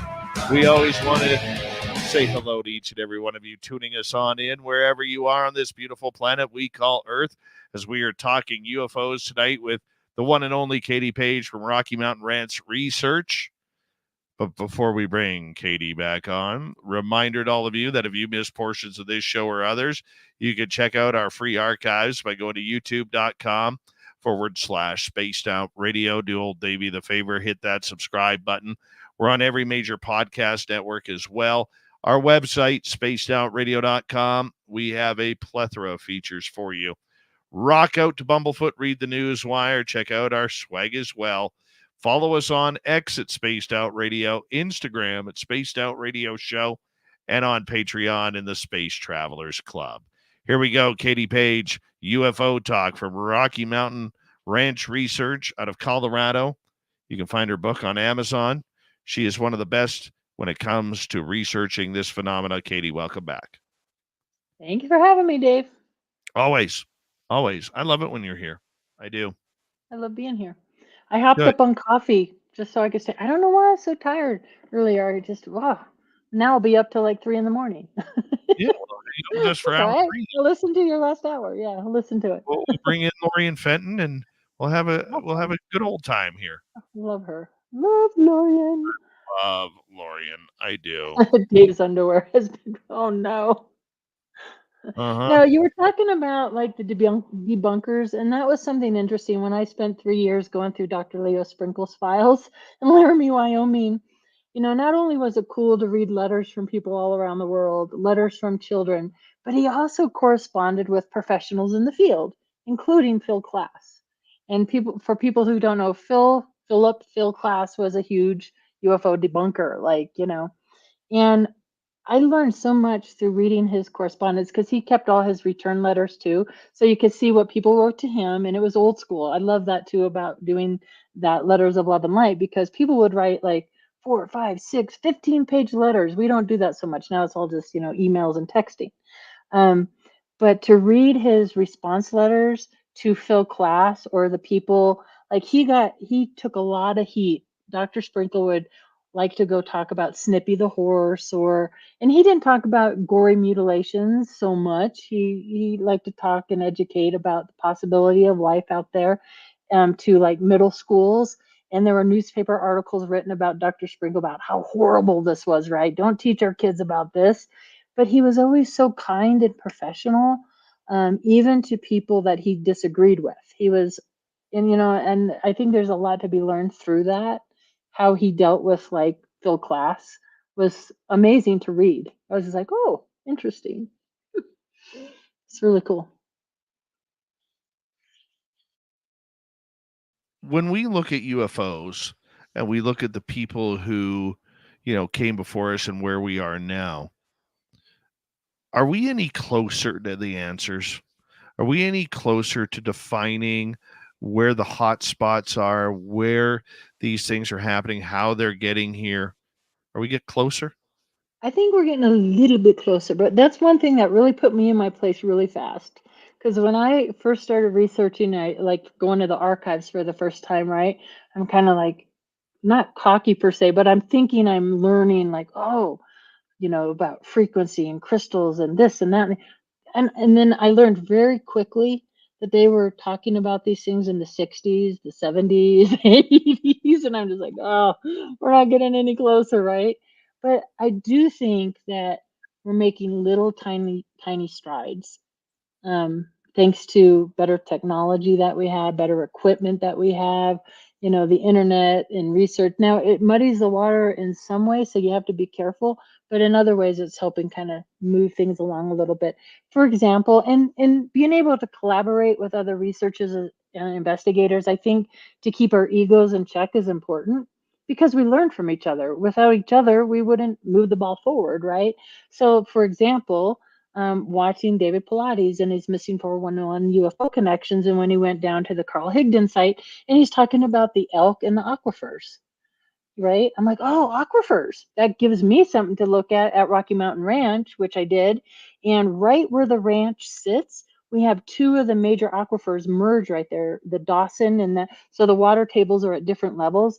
But if we can look at these pieces of the puzzle, the different geology that might be there, which is really interesting because of the Palmer Divide, like the Colorado School of Mines is always out there looking for really unusual anomalies that happens with that area of Elbert County and the Palmer Divide and the geology there and the aquifers there. And we're starting to make these connections to these high strangeness hotspots and the work that James Keenan is doing.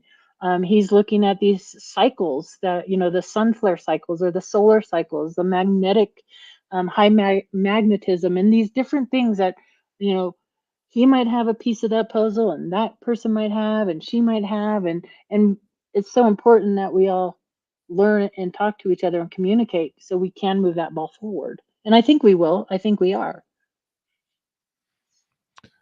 Is private research more important than other research that we see coming out of the government? I think because all of it. privately, pardon me for cutting you off there, private research such as what you're doing and others are doing seems a lot more genuine and open. Yeah, probably until we get a knock on the door and, don't go there. And I have been warned just recently not to go digging in a certain area. I'm like, really? And that does that, what that does to me? That makes me go, oh, I'm gonna go dig there more. No, I got to be careful. But no, I think there's room for all of it, and I think all of it's important, right? I mean, we need the Gary Nolans at Stanford. We need the scientific stuff. We need the independent researchers. We need MUFON to take reports. I think everybody has a place. But I think what's important is that all these different places need to communicate and collaborate. That's what's missing. What happened in your warning? I just wanted to skip over that.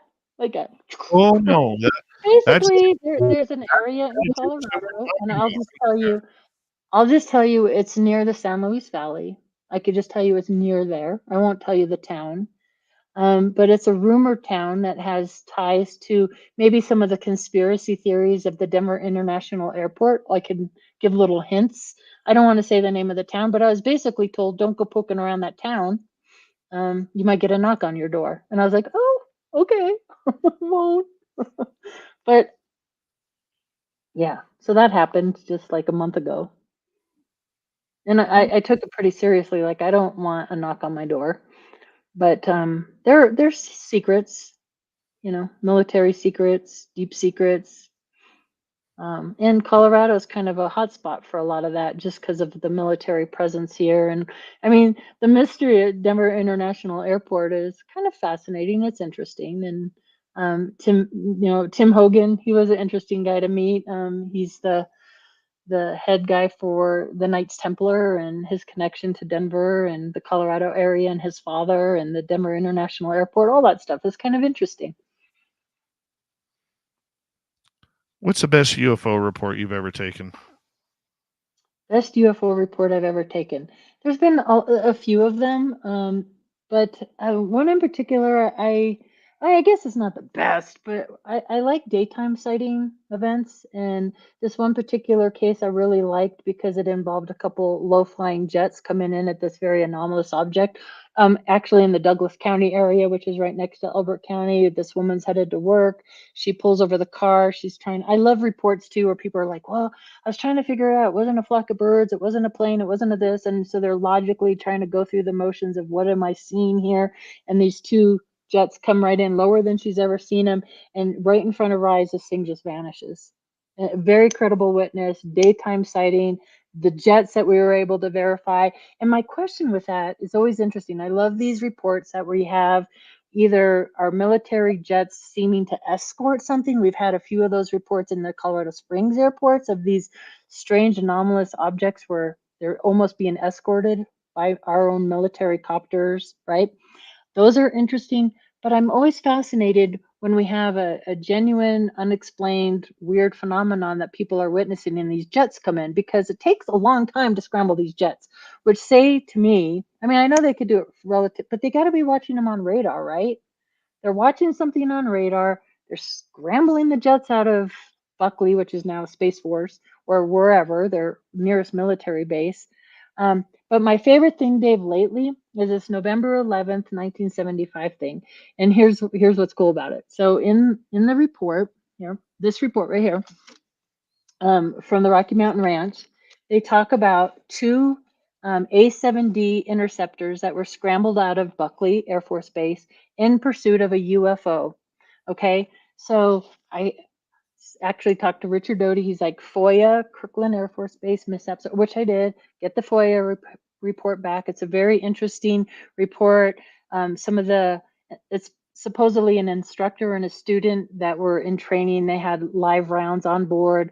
Both pilots ejected, both pilots survived, but the instructor pilot's 8 of his instrumentation lights go out. But what's really interesting about this, I was at David Marler's doing some research, and I love the 70s. I'm pulling stuff out of the 70s. I find another report dated November 11th, 1975, the exact same day, out of Falconbridge, Ontario, Canada, where they're watching several UAPs on radar.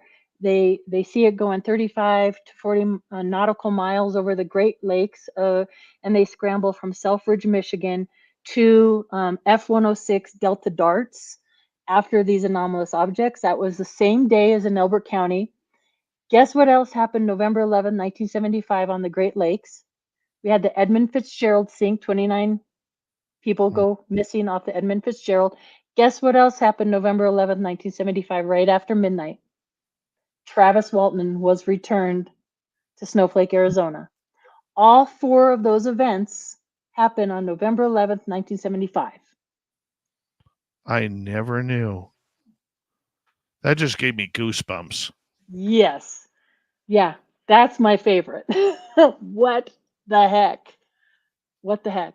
And I dug and I dug and I found the first report that Travis Walton, and that was one cool thing about doing the MUFON Mars project.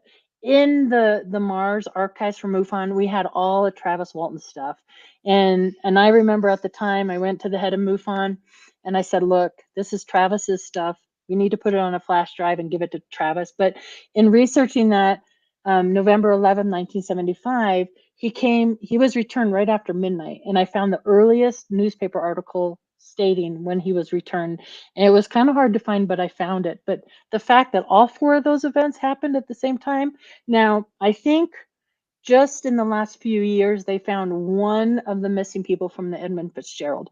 But the fact that they scrambled these F-106 Delta Tarts, watching multiple UAPs, and this thing, these UAPs or UFOs, call them UFOs, were spotted by many military people, personnel, many civilian witnesses. They're watched on radar. I think they were shooting straight up from, if I remember correctly, 26,000 feet in altitude up to 74,000 feet, just straight up. And they scramble these F-106 Delta Tarts the same day the Edmund Fitzgerald goes down, and these people are missing. So do you think the Edmund Fitzgerald didn't get hit by the Witch of November? Yeah, I think there is something more to that. I do. I absolutely do. Bizarre. Mm-hmm. Yeah, that's my favorite case. or my favorite date. And there's got to be more. I want to dig more on that November 11, 1975 date. Wow. That makes Gordon Lightfoot's song so much more important now. I know, isn't that such a great song? I love that song. You know, Gordon Lightfoot passed away on the anniversary of the Edmund Fitzgerald. No way. Not 10 times, they rang it 30 times. Oh, wow. Yeah. No such thing as coincidences. Yeah. Yeah. So I've never heard anybody talk about those dates.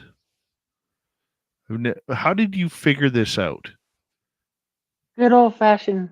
You know what's funny about that too? So I have like in my drawer here, just on the ranch, are stacks of papers and I'm kind of dogged, and maybe this comes from raising 5 kids, but I found archives to be like this relaxing, quiet place to go.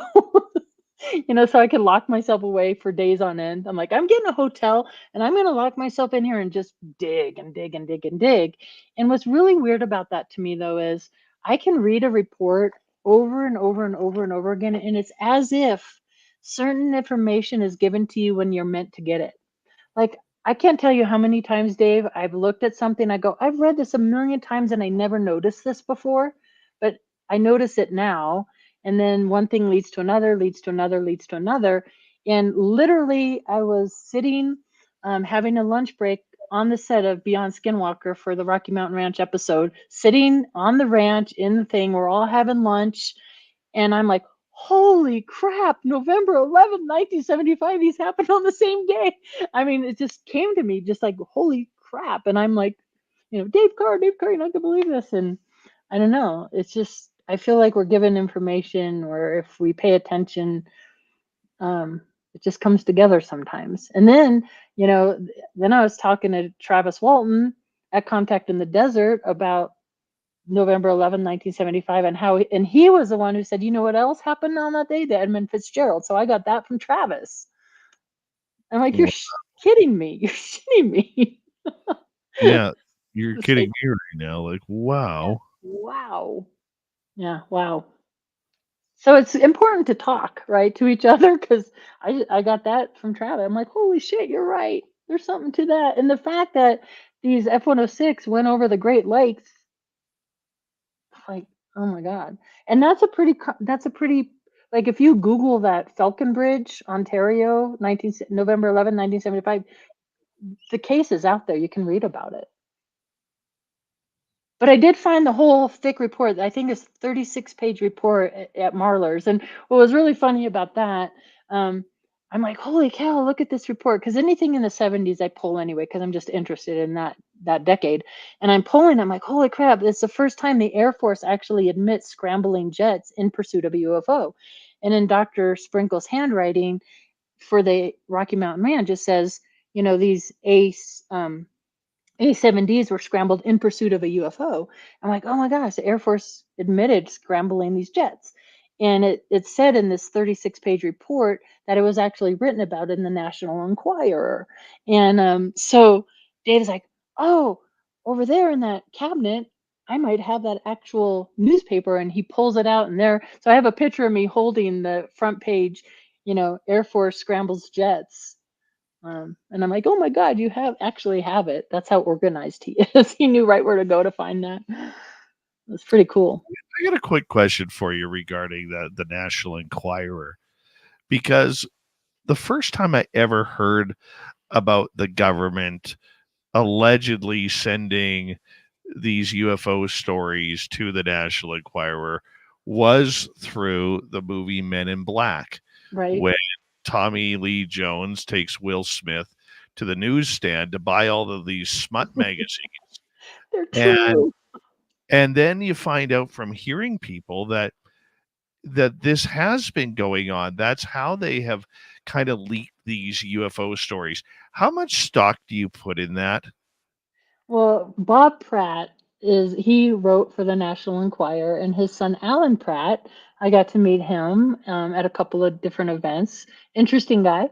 But it was interesting meeting Pratt's and reading. And so once I learned of Bob Pratt and that he wrote for the National Enquirer. Of course, he has a file at the archives at Sprinkles, so I pulled the Pratt file, and he was very genuinely interested in the UFO phenomenon, right? So he was a researcher, he was an investigator, yet he's writing for the National Enquirer. So of course he's going to have truth in some of that. I mean, some of the headlines were outrageous, like woman gives birth to alien baby, and these kind of things. And so I mean, for a long time, I just laughed at the National Enquirer because I just thought it was all ridiculous. But now I have to take a second look and go, just like any good lie, good liars put hints of truth. Even disinformation officers, right? They're trained to use some truth and weave in the lies, just muddy the waters. And that was happening with the National Enquirer. So, don't poo-poo it. There's probably some truth in it. You can't laugh it all away. So you think it might have been possible that was actually going on? Yeah, for sure. I do. Yeah. That is so weird. Yeah. Isn't that crazy? That is so weird. I look at the National Enquirer differently than I used to, put it that way. Wait for the UFO stories. Do you think they're still doing that to this day? Of course. Even more so, but it's so much easier to do now. And that's what's happening in the community on the internet. Everything's muddied. People can go in and chat and just throw people under the bus and start up all these the craziness that we're seeing in the community. That's all done intentionally. It's all done to pit everybody against everybody and this blah blah blah blah. It's a bunch of noise, and what's better than making things muddy and noisy to confuse everybody and to not believe? Because if the more noise there is and the more muddy it is, the less we're just like, it's just all crazy, and you walk away because it's too much to untangle. It's like having a big tangled ball. Nobody wants to deal with it. You just throw it away. Like, forget about it. I'm not going to deal with that.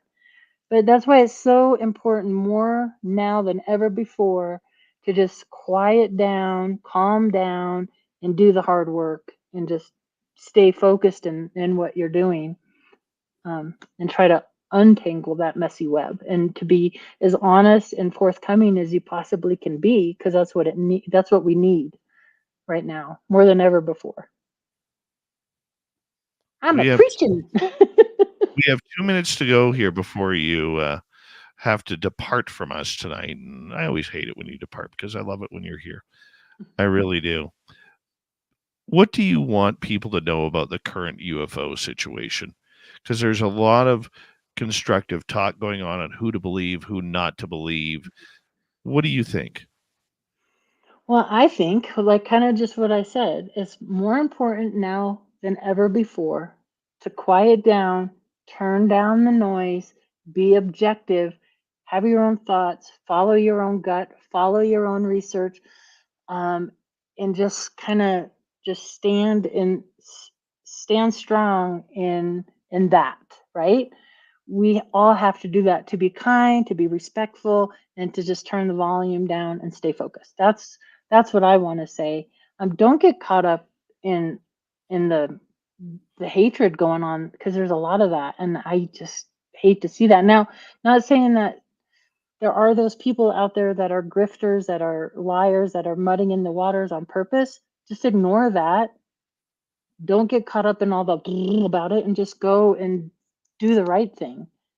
Do the research and speak your own truth and your own experiences, and find those people that are going to support you in that. I think that's really important. 30 seconds to go. Tell everybody where they can find your YouTube channel. They could go to Rocky Mountain Ranch Research with Katie Paige YouTube channel, and I would love it if you subscribe. I'm just getting off the ground with that, so thank you for doing that. I'm trying to get new content out there as quickly as I can, at least once a week. Also, you can find me at katiepage.net and Rocky Mountain Ranch Research.org, and we have school products, glasses and coffee mugs and wine glasses and t-shirts. I made a exclusive Tubi Guy t-shirt with the Tubi Guy from Rocky Mountain Ranch, so having a lot of fun with that. So thank you for your support, and thank you for having me on, Dave. It's always fun to be here. It's always great to have you here. We'll chat soon off the air, but thank you very much, my friend. And coming up next, Swamp Dweller to kick off hour number 3 with another spooky story.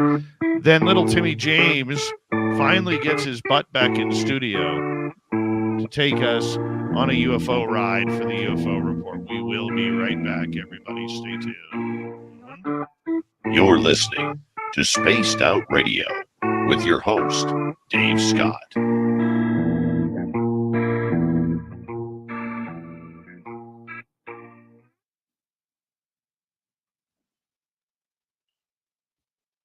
Thank you, my friend. Thank you. So it's good. I'm gonna go get ready for some sleep. I'll tune in though for the last hour. Thanks for You are having me. You're the Good night. best. Good night, my friend. Good night. Katie Paige, everybody. She is the best. One of them. Amazing. We'll be right back.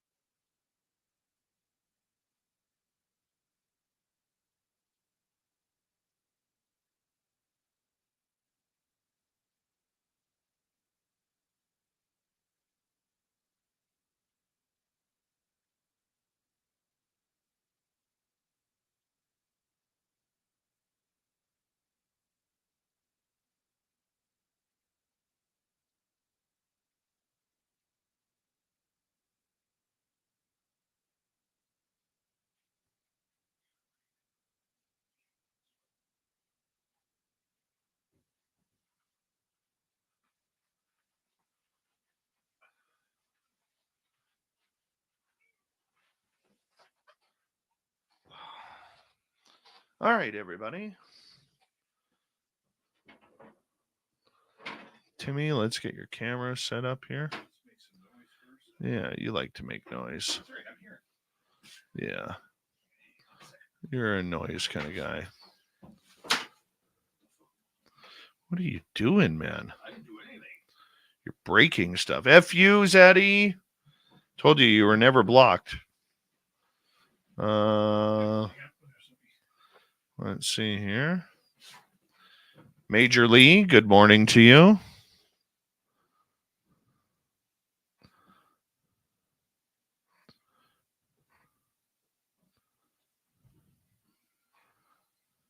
Thank you tonight to Deboruni ×2, Catfish, Susan, Jojo, Dutch Hank, and Human Carl for the great super chats. We really do appreciate the love and support, everybody.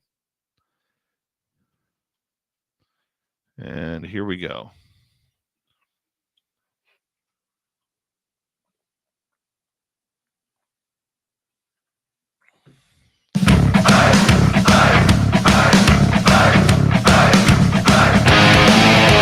Off we go with the third and final hour of Spaced Out Radio tonight. My name is Dave Scott. We very much appreciate having our listening ears wherever you are on this beautiful planet we call Earth. Hi to everyone listening in on our terrestrial affiliates around North America, digitally on every major podcast network.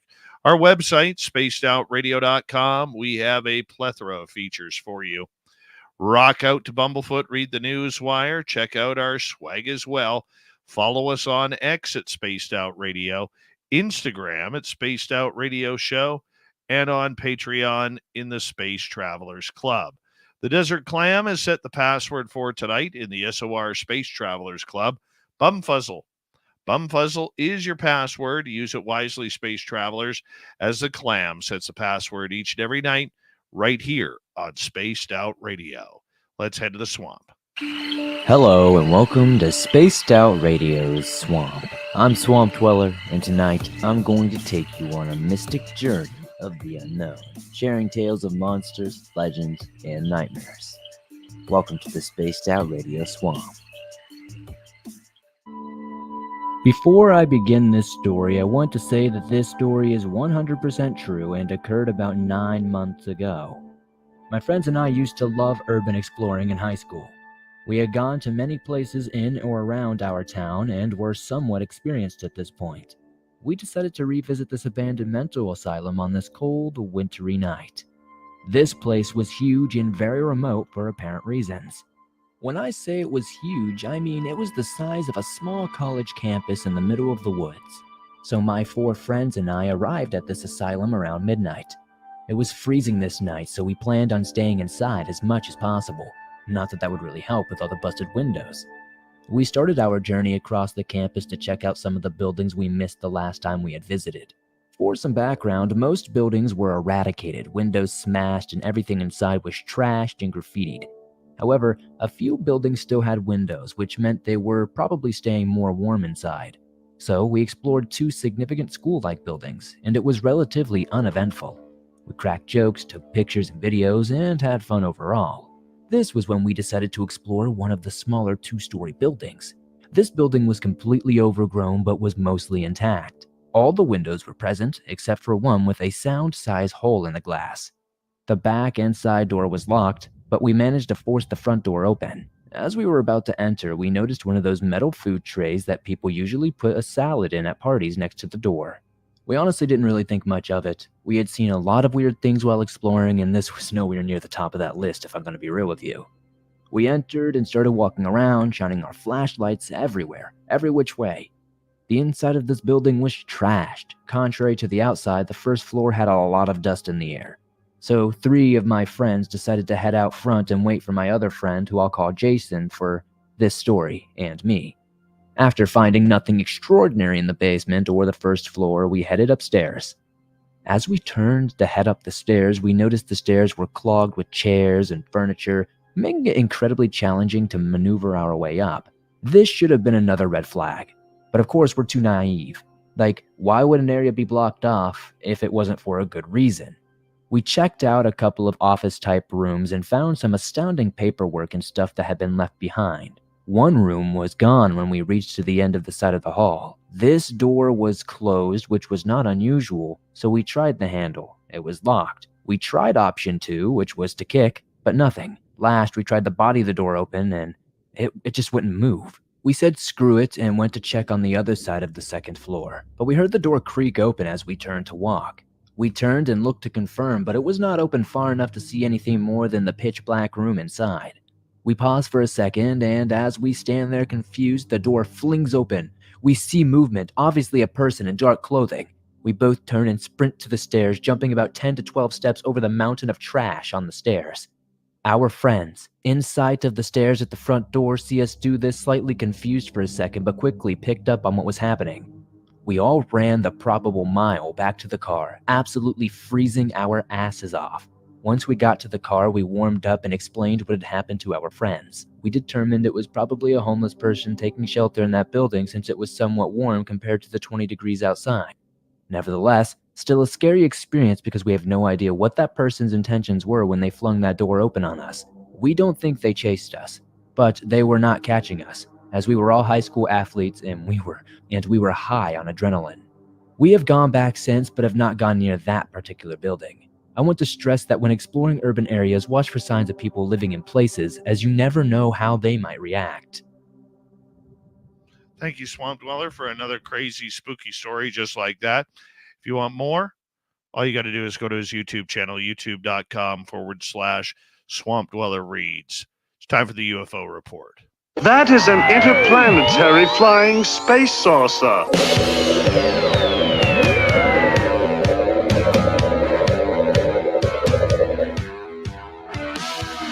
You have made me very angry.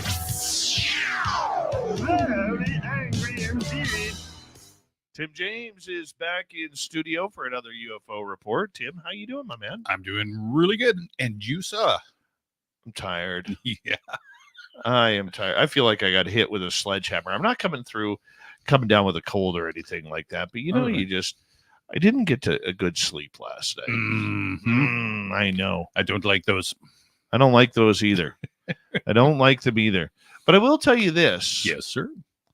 And I'm going to ask you this on air because you've hunted around here for a long, long time. Yep. At this time of year when things start cooling down, are the skunks still running around? I think so. Yeah. I actually, the funny thing is raccoons and skunks up here. I haven't seen a ton of them. I have seen skunks though. And yeah, I think so. They'd still be moseying around until that first snow and stuff hits. Right. And then they're kind of bury away. But yeah, they're still out doing what all the other ones are doing, trying to get food. I will tell you why. Okay. So we were out Mm-hmm. in the forest, Dr. Phil and I, because in case I fall, I got to have my doctor there to put me back together, coming off my injury. And we take a dead trail. Mm-hmm.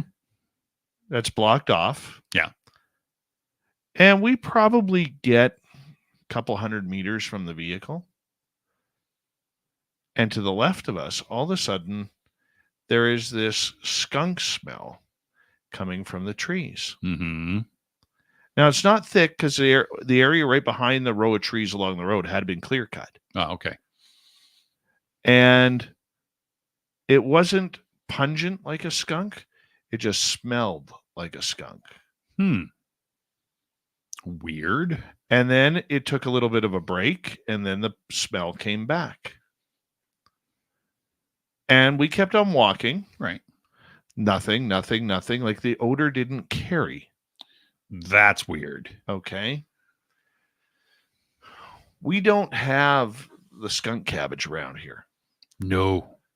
Not that I've ever seen. No.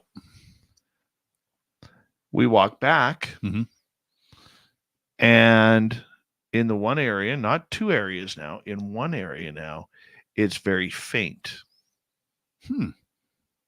Now, I'm all for trying to think it was a skunk. Of course. But I also know that Sasquatch has been known to smell like a skunk. Oh, yes, for sure. and we weren't sure. There was no noise, Okay. like nothing was moving. It was quite peaceful out there. Right. A little too quiet. It was probably around 5:30 in the afternoon when this happened. Yeah. So I'm just a little curious about what that is. For sure. And if you said you didn't hear anything, that's unusual because like skunks and porcupines, they're not stealthy. They're you hear them, they're like a little dog running through leaves, right? So yeah, could have been. I don't know what it was. I'm leaning skunk. Yeah, of course. Because that's the logical Yeah. way to lean. And out of all the Sasquatch encounters that I've had, I've never had the odor. That's funny. There's never had the odor. I've heard that from a couple people that they've never had an odor. But yeah, could be so. So where are we starting off on the UFO report tonight, my friend? Your favorite, everybody's favorite. So we've got, it's all about disclosure. Of course it is. Of course it is. There's full disclosure. There's quiet disclosure. You can put anything in front of disclosure you want, but this is the first time I've heard of this one. And that's why I asked you earlier. Have you ever heard of the soft disclosure? I have. Okay. Well, I hadn't. Big surprise. So I found this kind of interesting, and it's one of those other avenues down the trail that make at the end of the show guy to go, really? So I thought I'd give it a go. So an American philosopher named Jason Giorgiani stated, I've been apprised of information relating to how they, the U.S. government, intend to roll out this phased soft disclosure in a series of about 5 stages, going from offering limited data regarding UAP to images of structures in various parts of the solar system taken with state-of-the-art telescopes being deployed. Note the JWST. To the archaeological excavations on Earth of structures similar to ones that are photographed on the moons of Jupiter. The idea was that they were going to start very far from the Earth to put the public at ease and then slowly disclose the fact that these structures are also on Mars. And, by the way, they're also on the moon, right on top of us. And then the focus would come to similar structures on Earth. The archaeological excavations would take place, anthropological studies would be done, and slowly, over the course of 4 to 5 stages, they would get the disclosure that this phenomenon has been with us for all of human history, and that there's a genetic connection between the beings and the human race. It would end with the revelation that we are connected to these beings and that they have somehow manipulated our reality.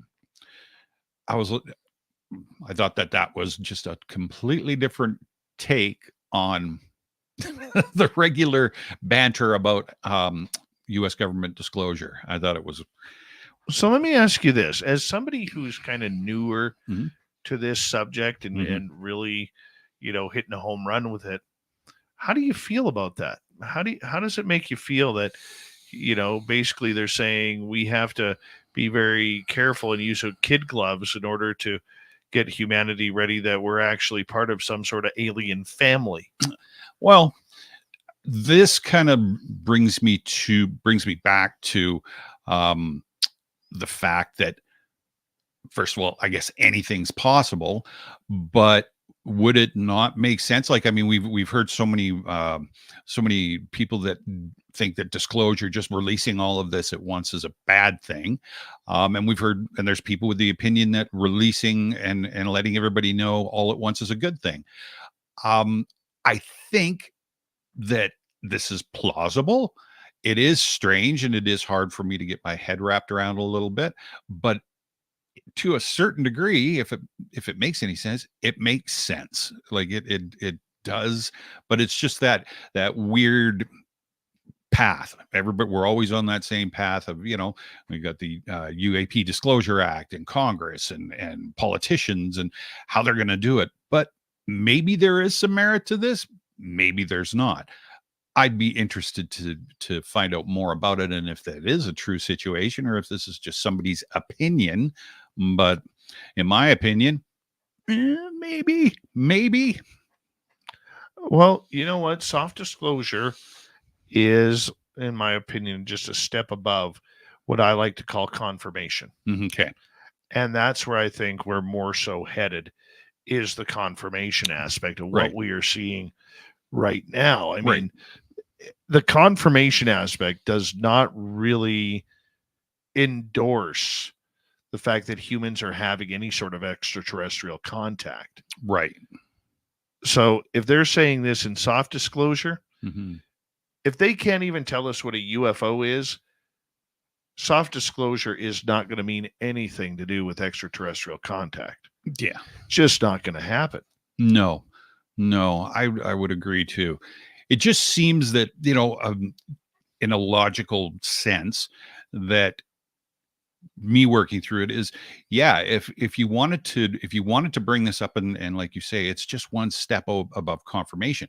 But if you wanted to bring it to the masses in small doses, so everybody, you're not force feeding them the whole plate at once, it would make sense to at least do, in my opinion, do something along that line.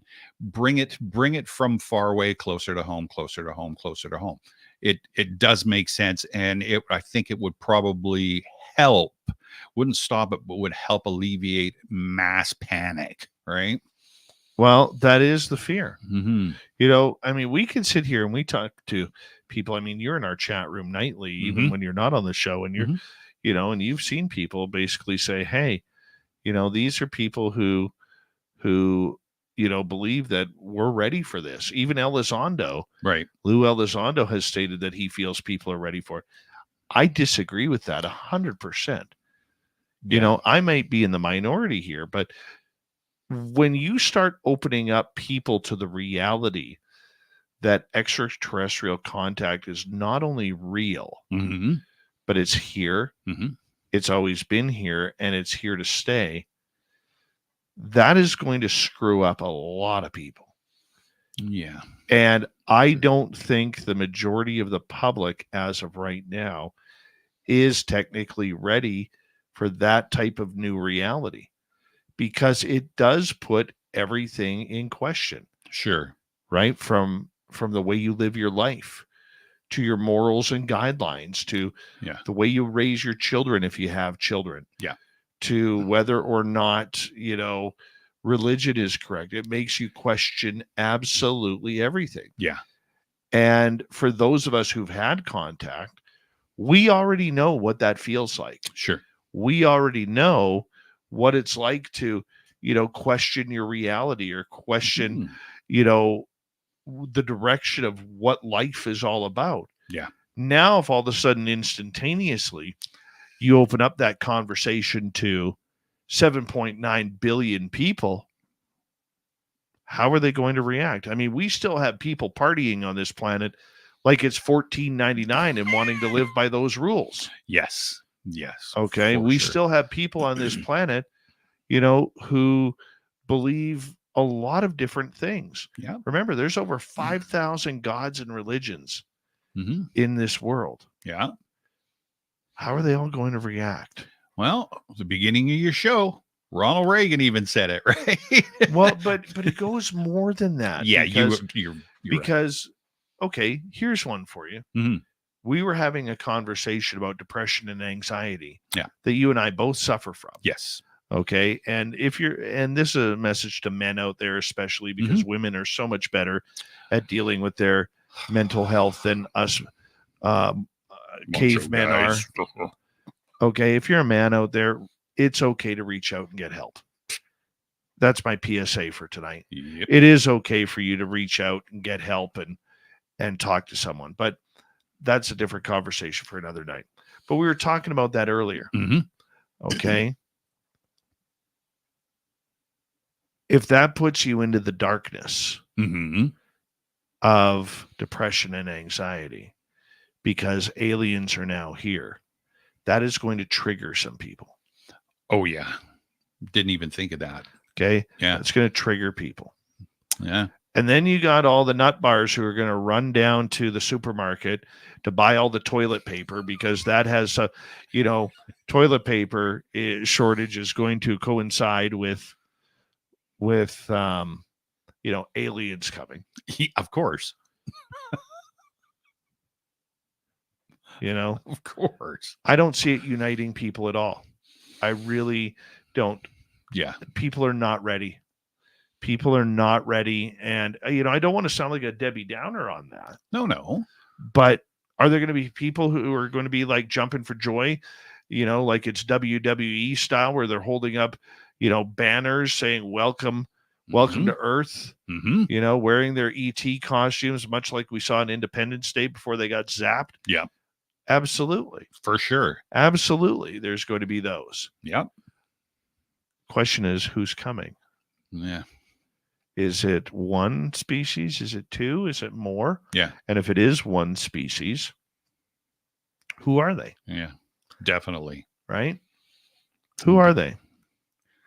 Yeah. And you're along those lines. I would say that you're right.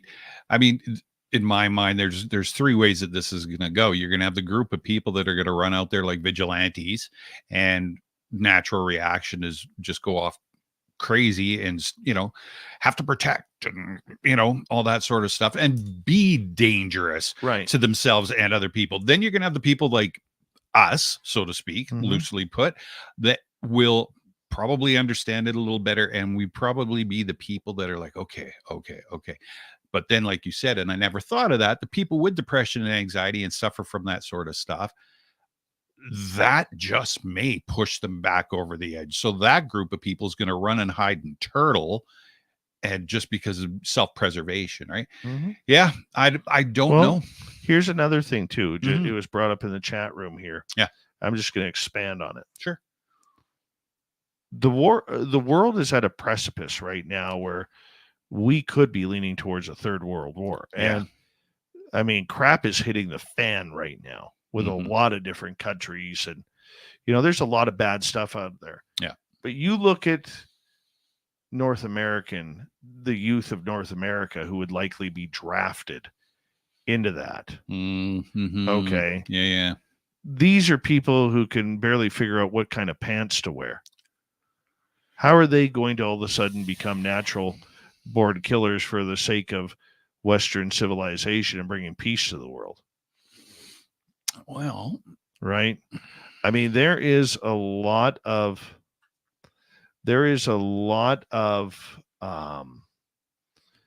significance to that. Yeah. Like, you got to get your troops from somewhere. Yeah. Even though I don't agree with the draft. No. You got to get them from somewhere. Yeah. Well, right? And if I wasn't so old and screwed up and clumsy, I'd go. So would I, actually. So would I. Well, you had the Gulf Wars and stuff like that where the American kids, and they're from that similar generation, right? So maybe the military numbers across the board of Western civilization are down. Yeah. Big time. Their recruiting process is very much down. Right? Yeah. Which maybe is a good thing because the younger generation's probably much more smarter than us in a lot of ways. Sure. Yeah. But if crap hits the fan and you don't have a choice and your child gets that number, are they prepared, or are you just preparing for the inevitable? Yeah. Because everybody will sit there and say, oh, it's just press a button, man. Yeah. It's just, no, you're going to send troops. Yeah. Yeah. Let's just call a spade right there. Exactly. Right. You're going to send the troops. Yep. And whatever happens after that. True. Right. True. Well, that was Let's spice it up a little bit because we're going to get into UFOs over war zones. This is Spaced Out Radio and your host, Dave Scott.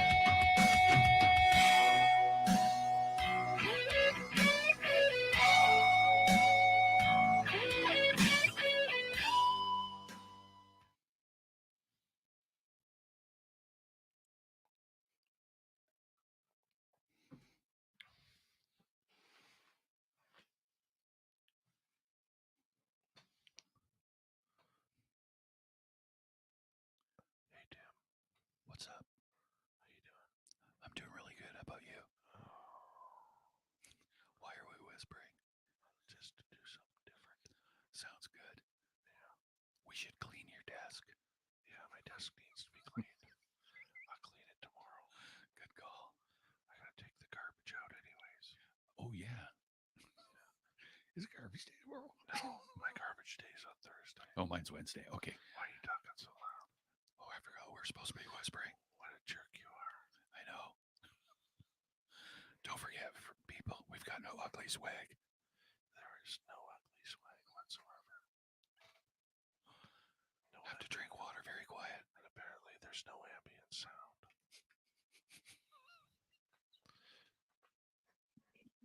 You know what I did in Reno this year?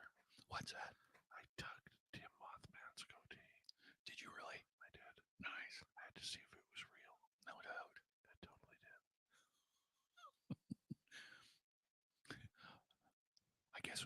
What is your favorite ASMR to watch? ASMR. What the heck? What? That's where you get the massage videos, like people cutting wood or slicing putty. Oh, that. Yeah. Yeah. Mine's popping stuff. When they Yeah. stick their fingers in You watch a lot of zit popping videos, don't you? No, I can't stand that Oh. stuff. Oh No. No. Uh-huh. Ugh. Like a good whitehead, eh? Oh, no thanks. God. You know what? One of my favorites, and I forget the guy's name. It's this Turkish barber. Okay. And this dude has a mustache of all mustaches. Okay. Right? Beautiful lip blade on him. Like, I don't even want to pick. If I found him in Turkey, Yeah. I would just say, "Can I get a picture of your mustache?" All right. That's all I want. Just get your mustache to autograph this for me. But this guy does just an incredible job. They take you start to finish I'll tell you, by time I'm done watching one of his videos, Yeah. I am like so relaxed. And so, It's the weirdest thing. what does he do? All it is he cuts hair and Oh. but it's only for men. Mm-hmm. And he like he'll have a shave with a straight blade and Yeah. all that kind of stuff. Yeah. I don't know why I enjoy watching Yeah. that. It's so out of my realm. Right? Deidre, by the way, prefers the blackhead videos. Birkenstock Deidre likes Birkenstock Deidre likes blackhead videos. And then there's this God. guy from India called Asim Barber, ASIM. Okay. And he does these weird like body massages and everything. And I don't know if it's real or fake chiropractic that doesn't look very safe. No. And that guy, just his facial expressions just make me laugh. Right? Have you seen the dog, the pet chiropractors? Yeah. Yeah. Like, no. Some of the reactions from the dogs are hilarious, though. What the heck you doing? What the hell you doing? Right? Exactly.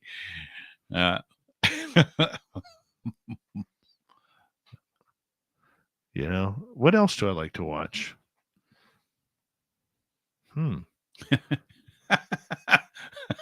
Oh, there's these videos from China that are kind of cool.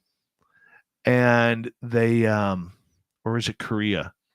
Korea or China, or maybe a mixture of both, where these fishermen, they'll go to these islands and they'll wait for they'll throw like bait in these ponds. Right. And then they wait for the tide to go out and they drain the pond and then take the fish and sell them at like the wet markets and everything. Yeah. God, this one guy just makes a killing off of these ponds, man. I don't know what he's doing, if they're stalking him or for views and clicks or whatever. Yeah. But man. No. Yeah, the ones where they pop those things that I don't even know, or like the fuzzy pumper barber shop where they with the Play-Doh and the hair grows. Those are awesome. Or have you seen the chocolate guy who makes all of these chocolate figures? Mm-hmm. Yes. Oh my God, that guy is awesome. He's out of France, I think. Yeah. Hold on here. We're coming back like 13 seconds. That guy, I'm so glad he pops up in my reel every day. So relaxing. Excuse me. Here we go, everyone.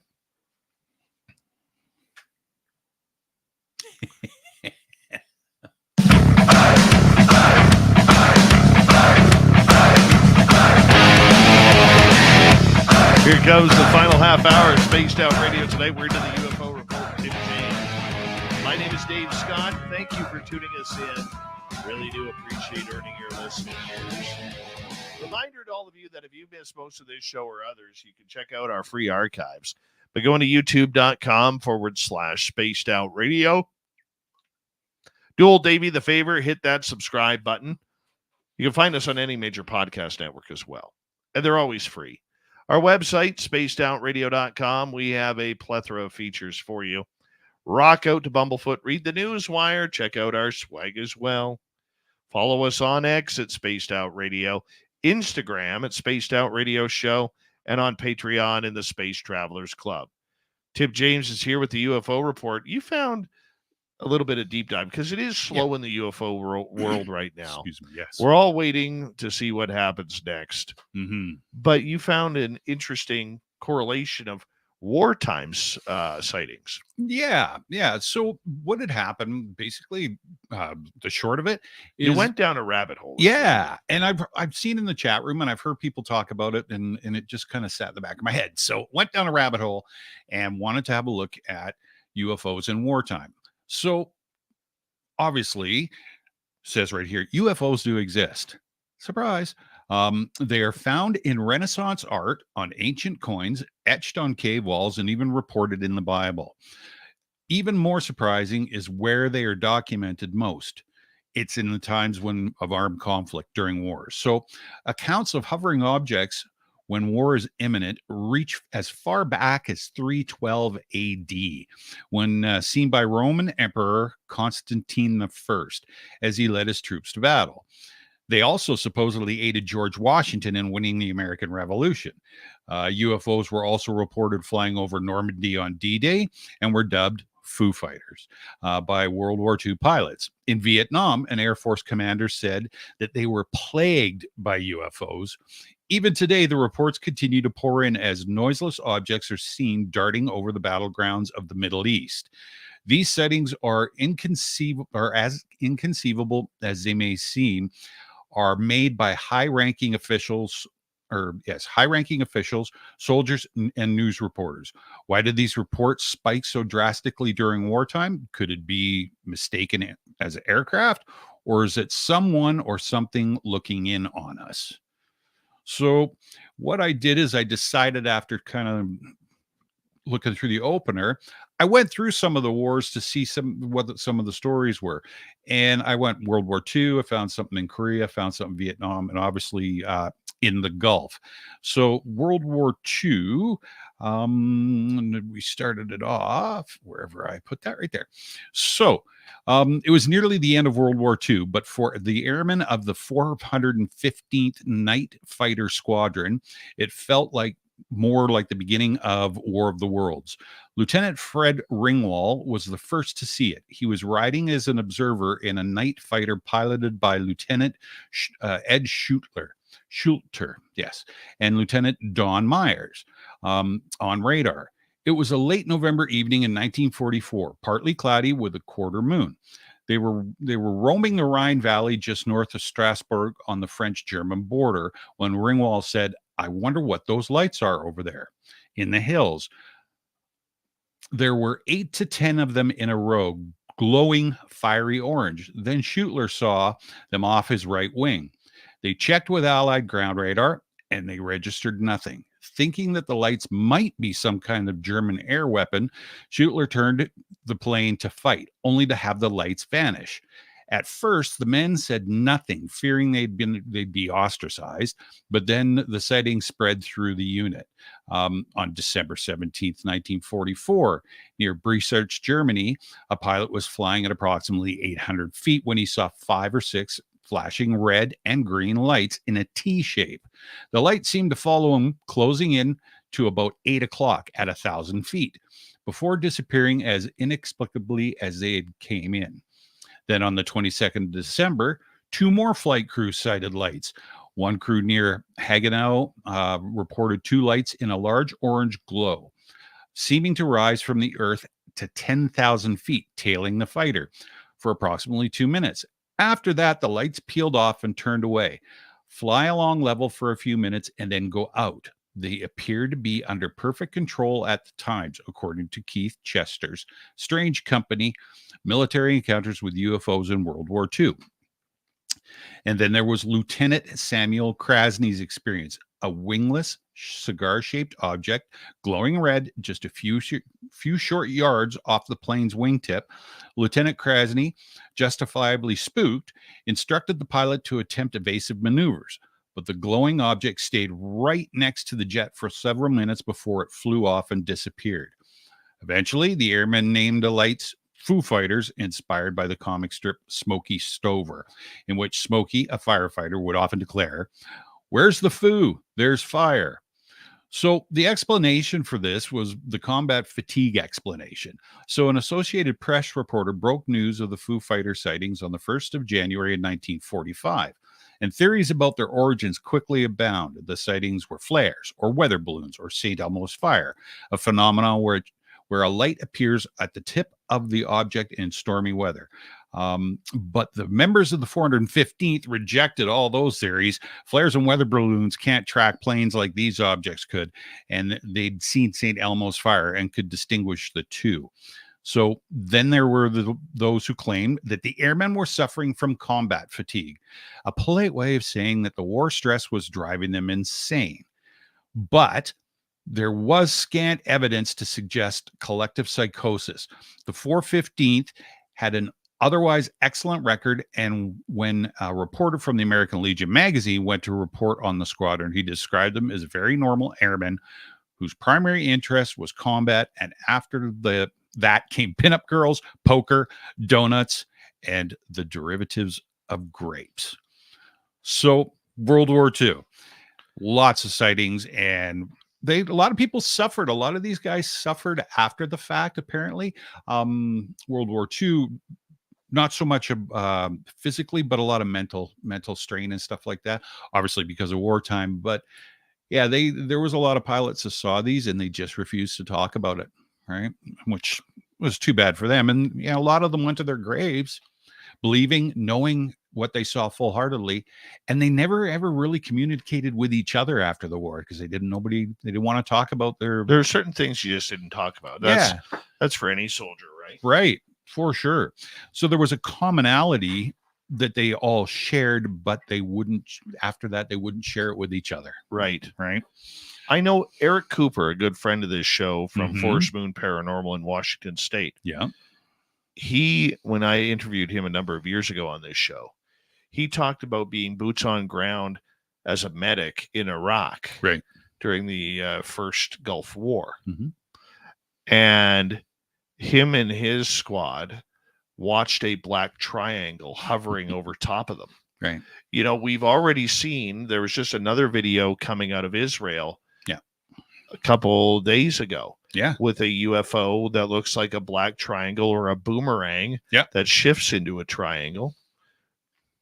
There's been them sighted over top of the Russia-Ukraine border. The black triangles. Yeah. I don't think that's aliens, dude. Well, I don't think it's aliens whatsoever. Now, the Foo Fighters, back then, that's different. Yeah. The technology was not there during that time from 39 to 45. Right.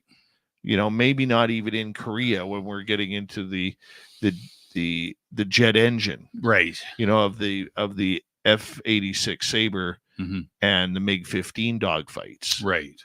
Right. But now, probably since Vietnam, the black triangles have been seen. Yeah, for sure. And especially in the Gulf and in a lot of the Gulf wars. And I mean, with the triangles, like I even had something on that. So yeah, classified military aircraft may be responsible for many of the black triangle UFO reports.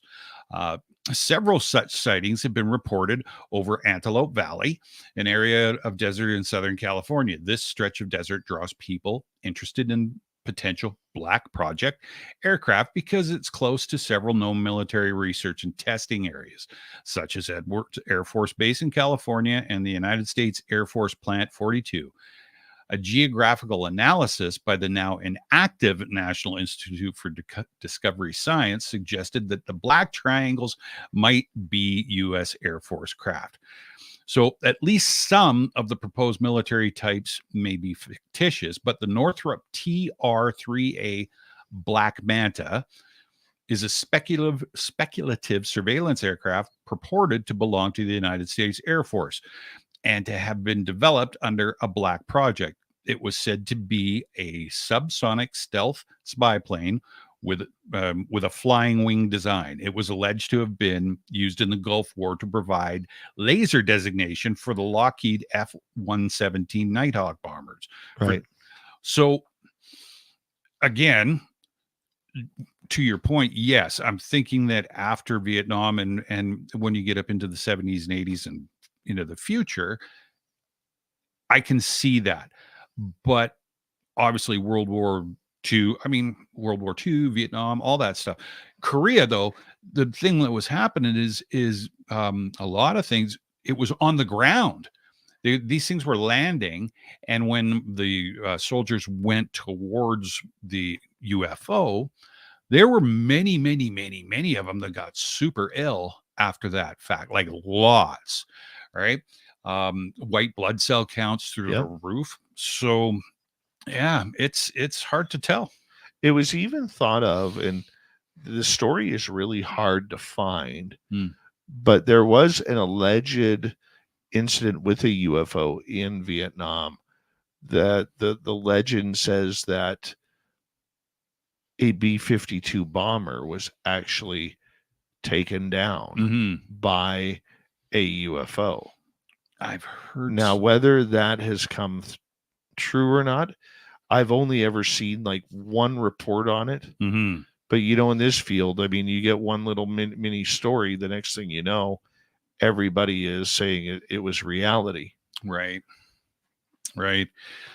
Well, again, like I say, it seems that everybody else, or especially way back in the like the 40s and what have you, everything seemed to be flying saucer, to quote what they used to call them, flying saucer related, and it seemed much more plausible. I mean, you got to remember too that allegedly they also said that they figured that the Soviets had taken German technology as well, right?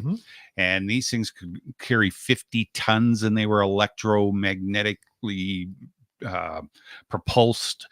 So yeah, it's all over the map with this stuff, but I found it very interesting, and a lot of people speculation, of course, was that maybe all these UFOs are coming in to see. You know what? I want to see it happen. Yeah.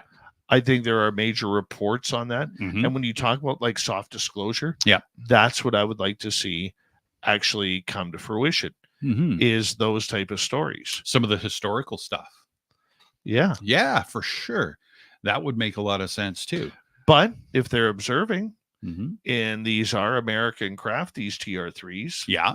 Whether it's A's or B's, I think we're on the B. I'm sure the C model will be out any time. Yeah. Then it makes you wonder whether or not, those are UFOs over. See, that's the type of secret I don't mind the government keeping. Right. Now, if those things could go to Mars or the moon, I want to know. Oh, I want to know. Yeah, for sure. For sure. So definitely. So yeah, interesting. I mean, there's a lot of stuff that you can research on this, and a lot of speculation and theories on what happened and what have you. But I think what got to me most about all of it was that, they seem to be cited like crazy during wartime, and that's interesting. That's very interesting. And again, are they coming to just observe and watch the way that we destroy each other, or are we looking at some of it being, secret aircraft from whatever country is putting them out there, right? What else you got for us tonight? I have one of those in history. So this one's coming from Canada and Quebec. So 1973, October 1973. And Katie was talking about this tonight. Daytime encounters with UFO occupants are extremely rare. For this reason, the appearance of dwarf-like beings in broad daylight at St. Matthias, east of Montreal, stands out as a unique occurrence. Unlike most such cases, it would seem that the brief UFO landing may have been an emergency stop provoked by the need to replenish water supplies. So the incident is also unusual in that the witness mistook the small childlike creatures they saw for Boy Scouts doing their good deed for the day. So it all began at 12:45 in the early morning hours of October 1971, when Mr. and Mrs. R, whose identities have been held back, were strolling along a country road. They noticed an intense light coming from a field about a quarter of a mile away. It resembled a searchlight. Several weeks later, when word of the incident had reached the offices of UFO Quebec, never knew there was one, Guido Hovell and Philippe Blanquier inspected the site and filed this report. The first circle was still visible, and so was the track and the other small circle. We took some color photos, which vividly demonstrated the burned markings and the track-like imprints. Within the circumference of a large circle, we found 3 square implants arranged in triangular patterns, 34 feet in length. At the time, we didn't have the Geiger counter, so it was impossible to conduct a radiation count. By scanning the area, Mr. R dismissed it as coming from police officers out looking for cattle rustlers who had recently plagued the area. So the next morning at about 11:30, Mrs. R was hanging up her wash in the backyard when she noticed a huge column of smoke rising from the fields to the north. She called her husband, who was baffled by the curious nature of what should have been a fire. Not only was there no visible flame, but as it had rained earlier, that type of combustion in a waterlogged field seemed highly impossible.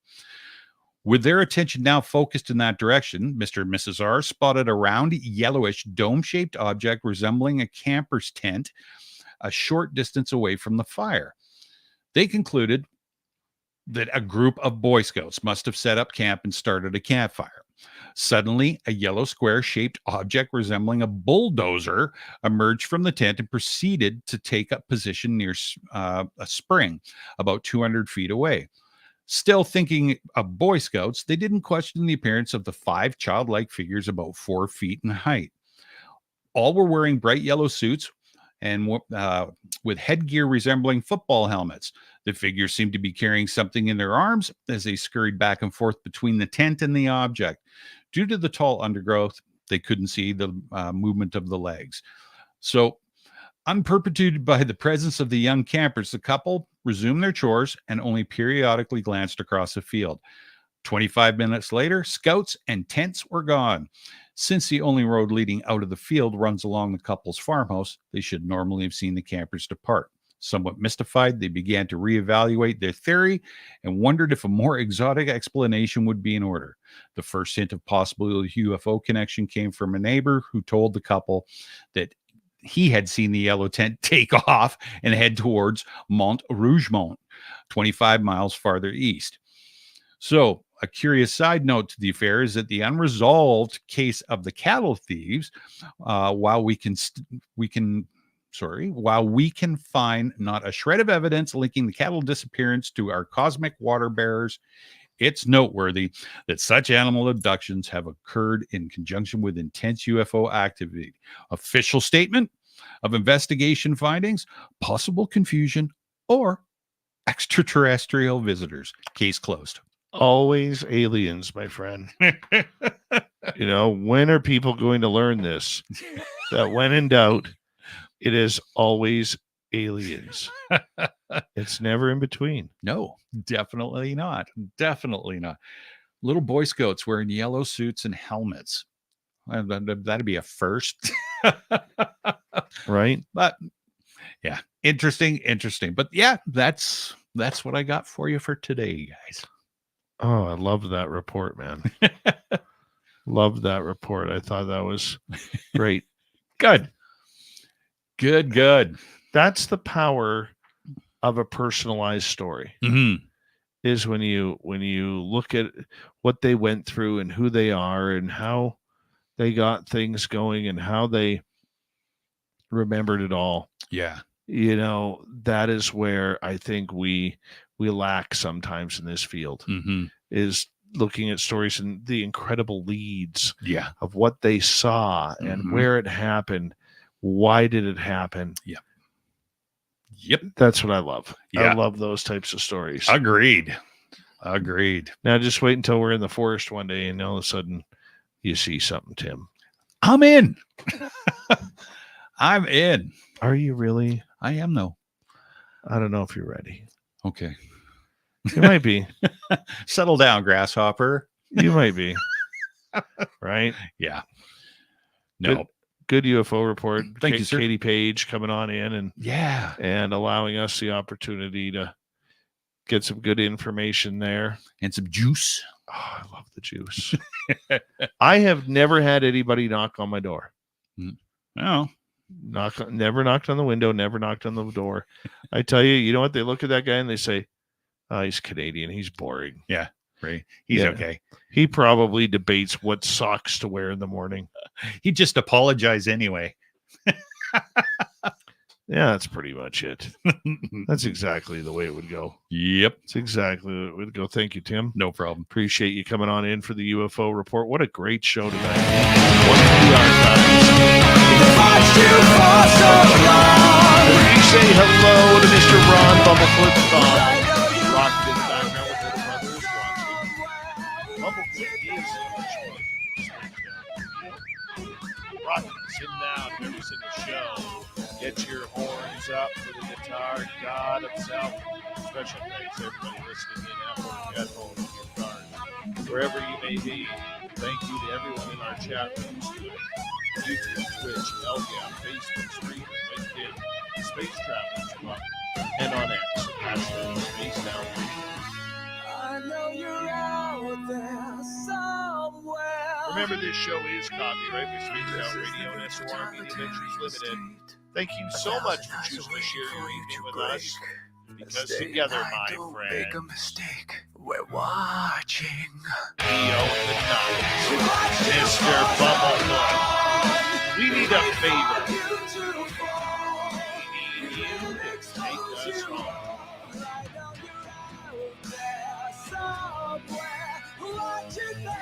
Yes, the moon train has docked for the night. But soon, my friends, we shall ride again. Your seats are always available. Your tickets never expire. And if you want to bring a friend, we got room for you too. And then, and whoever else. Good night.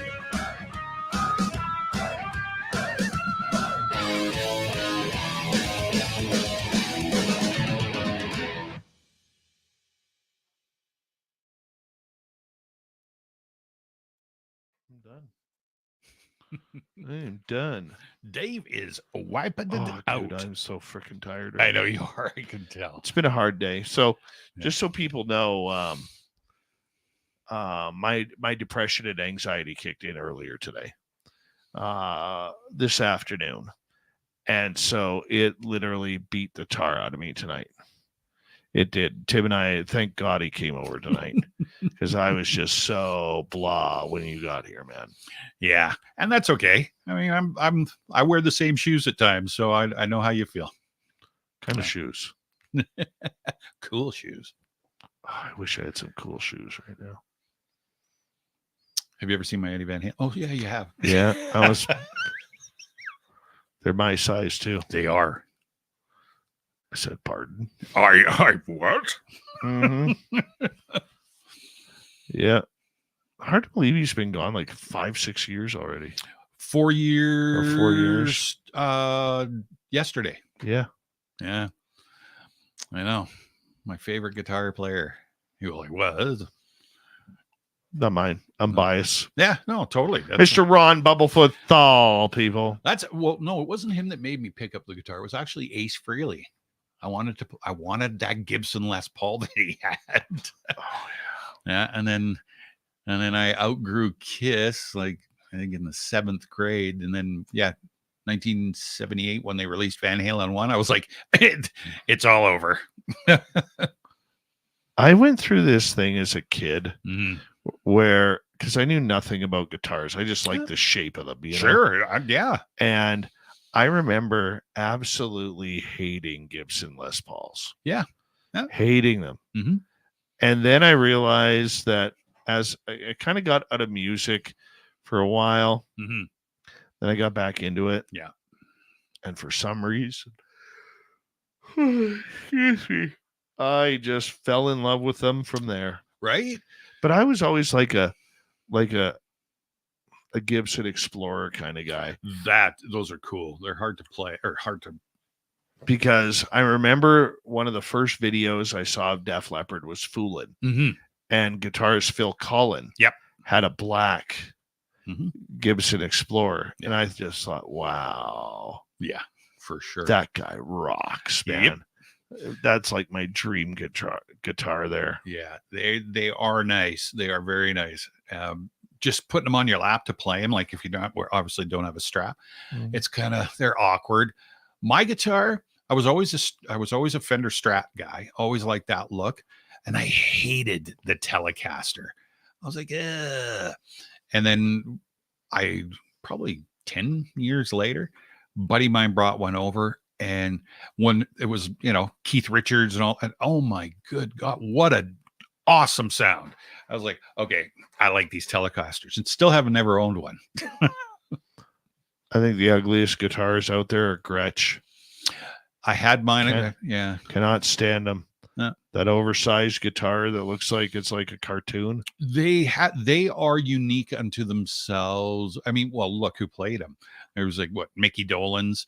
Or not Mickey Dolenz, sorry, Mike Nesmith from the Monkees. Randy Bachman is a huge Gretsch guy. Yeah, I owned one and I got rid of it. Just simply wasn't my. It was nice. It was sunburst orange and everything with a nice Bigsby tremolo bridge on or bar on it and stuff. But yeah, didn't really jive with it as much as I hoped. Joe has a Gibson S1. Oh, really? Yeah. Oh, Mr. Monk. Yeah, he oobs a lot. Mm. He likes to oob. Give us an update on Lubla. What's he saying, Gibson? No. All right, everybody. I'm going to shut this down. I am absolutely knackered. I'm done. I can't even speak anymore. Tomorrow night on the show. Hold on.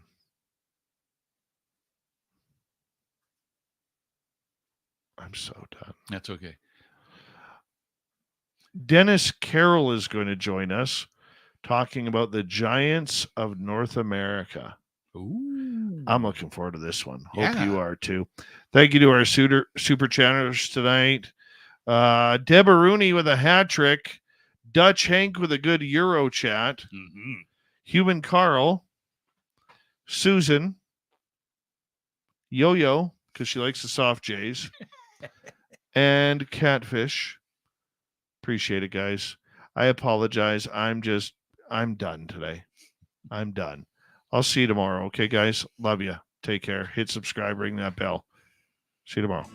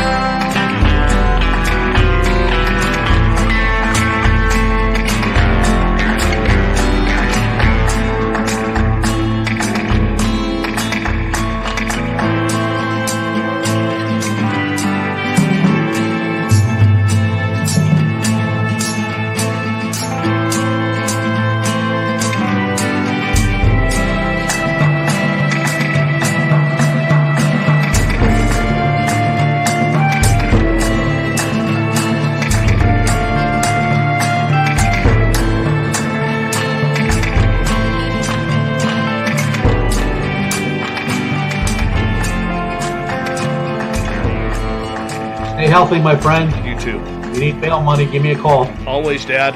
Take care. You too.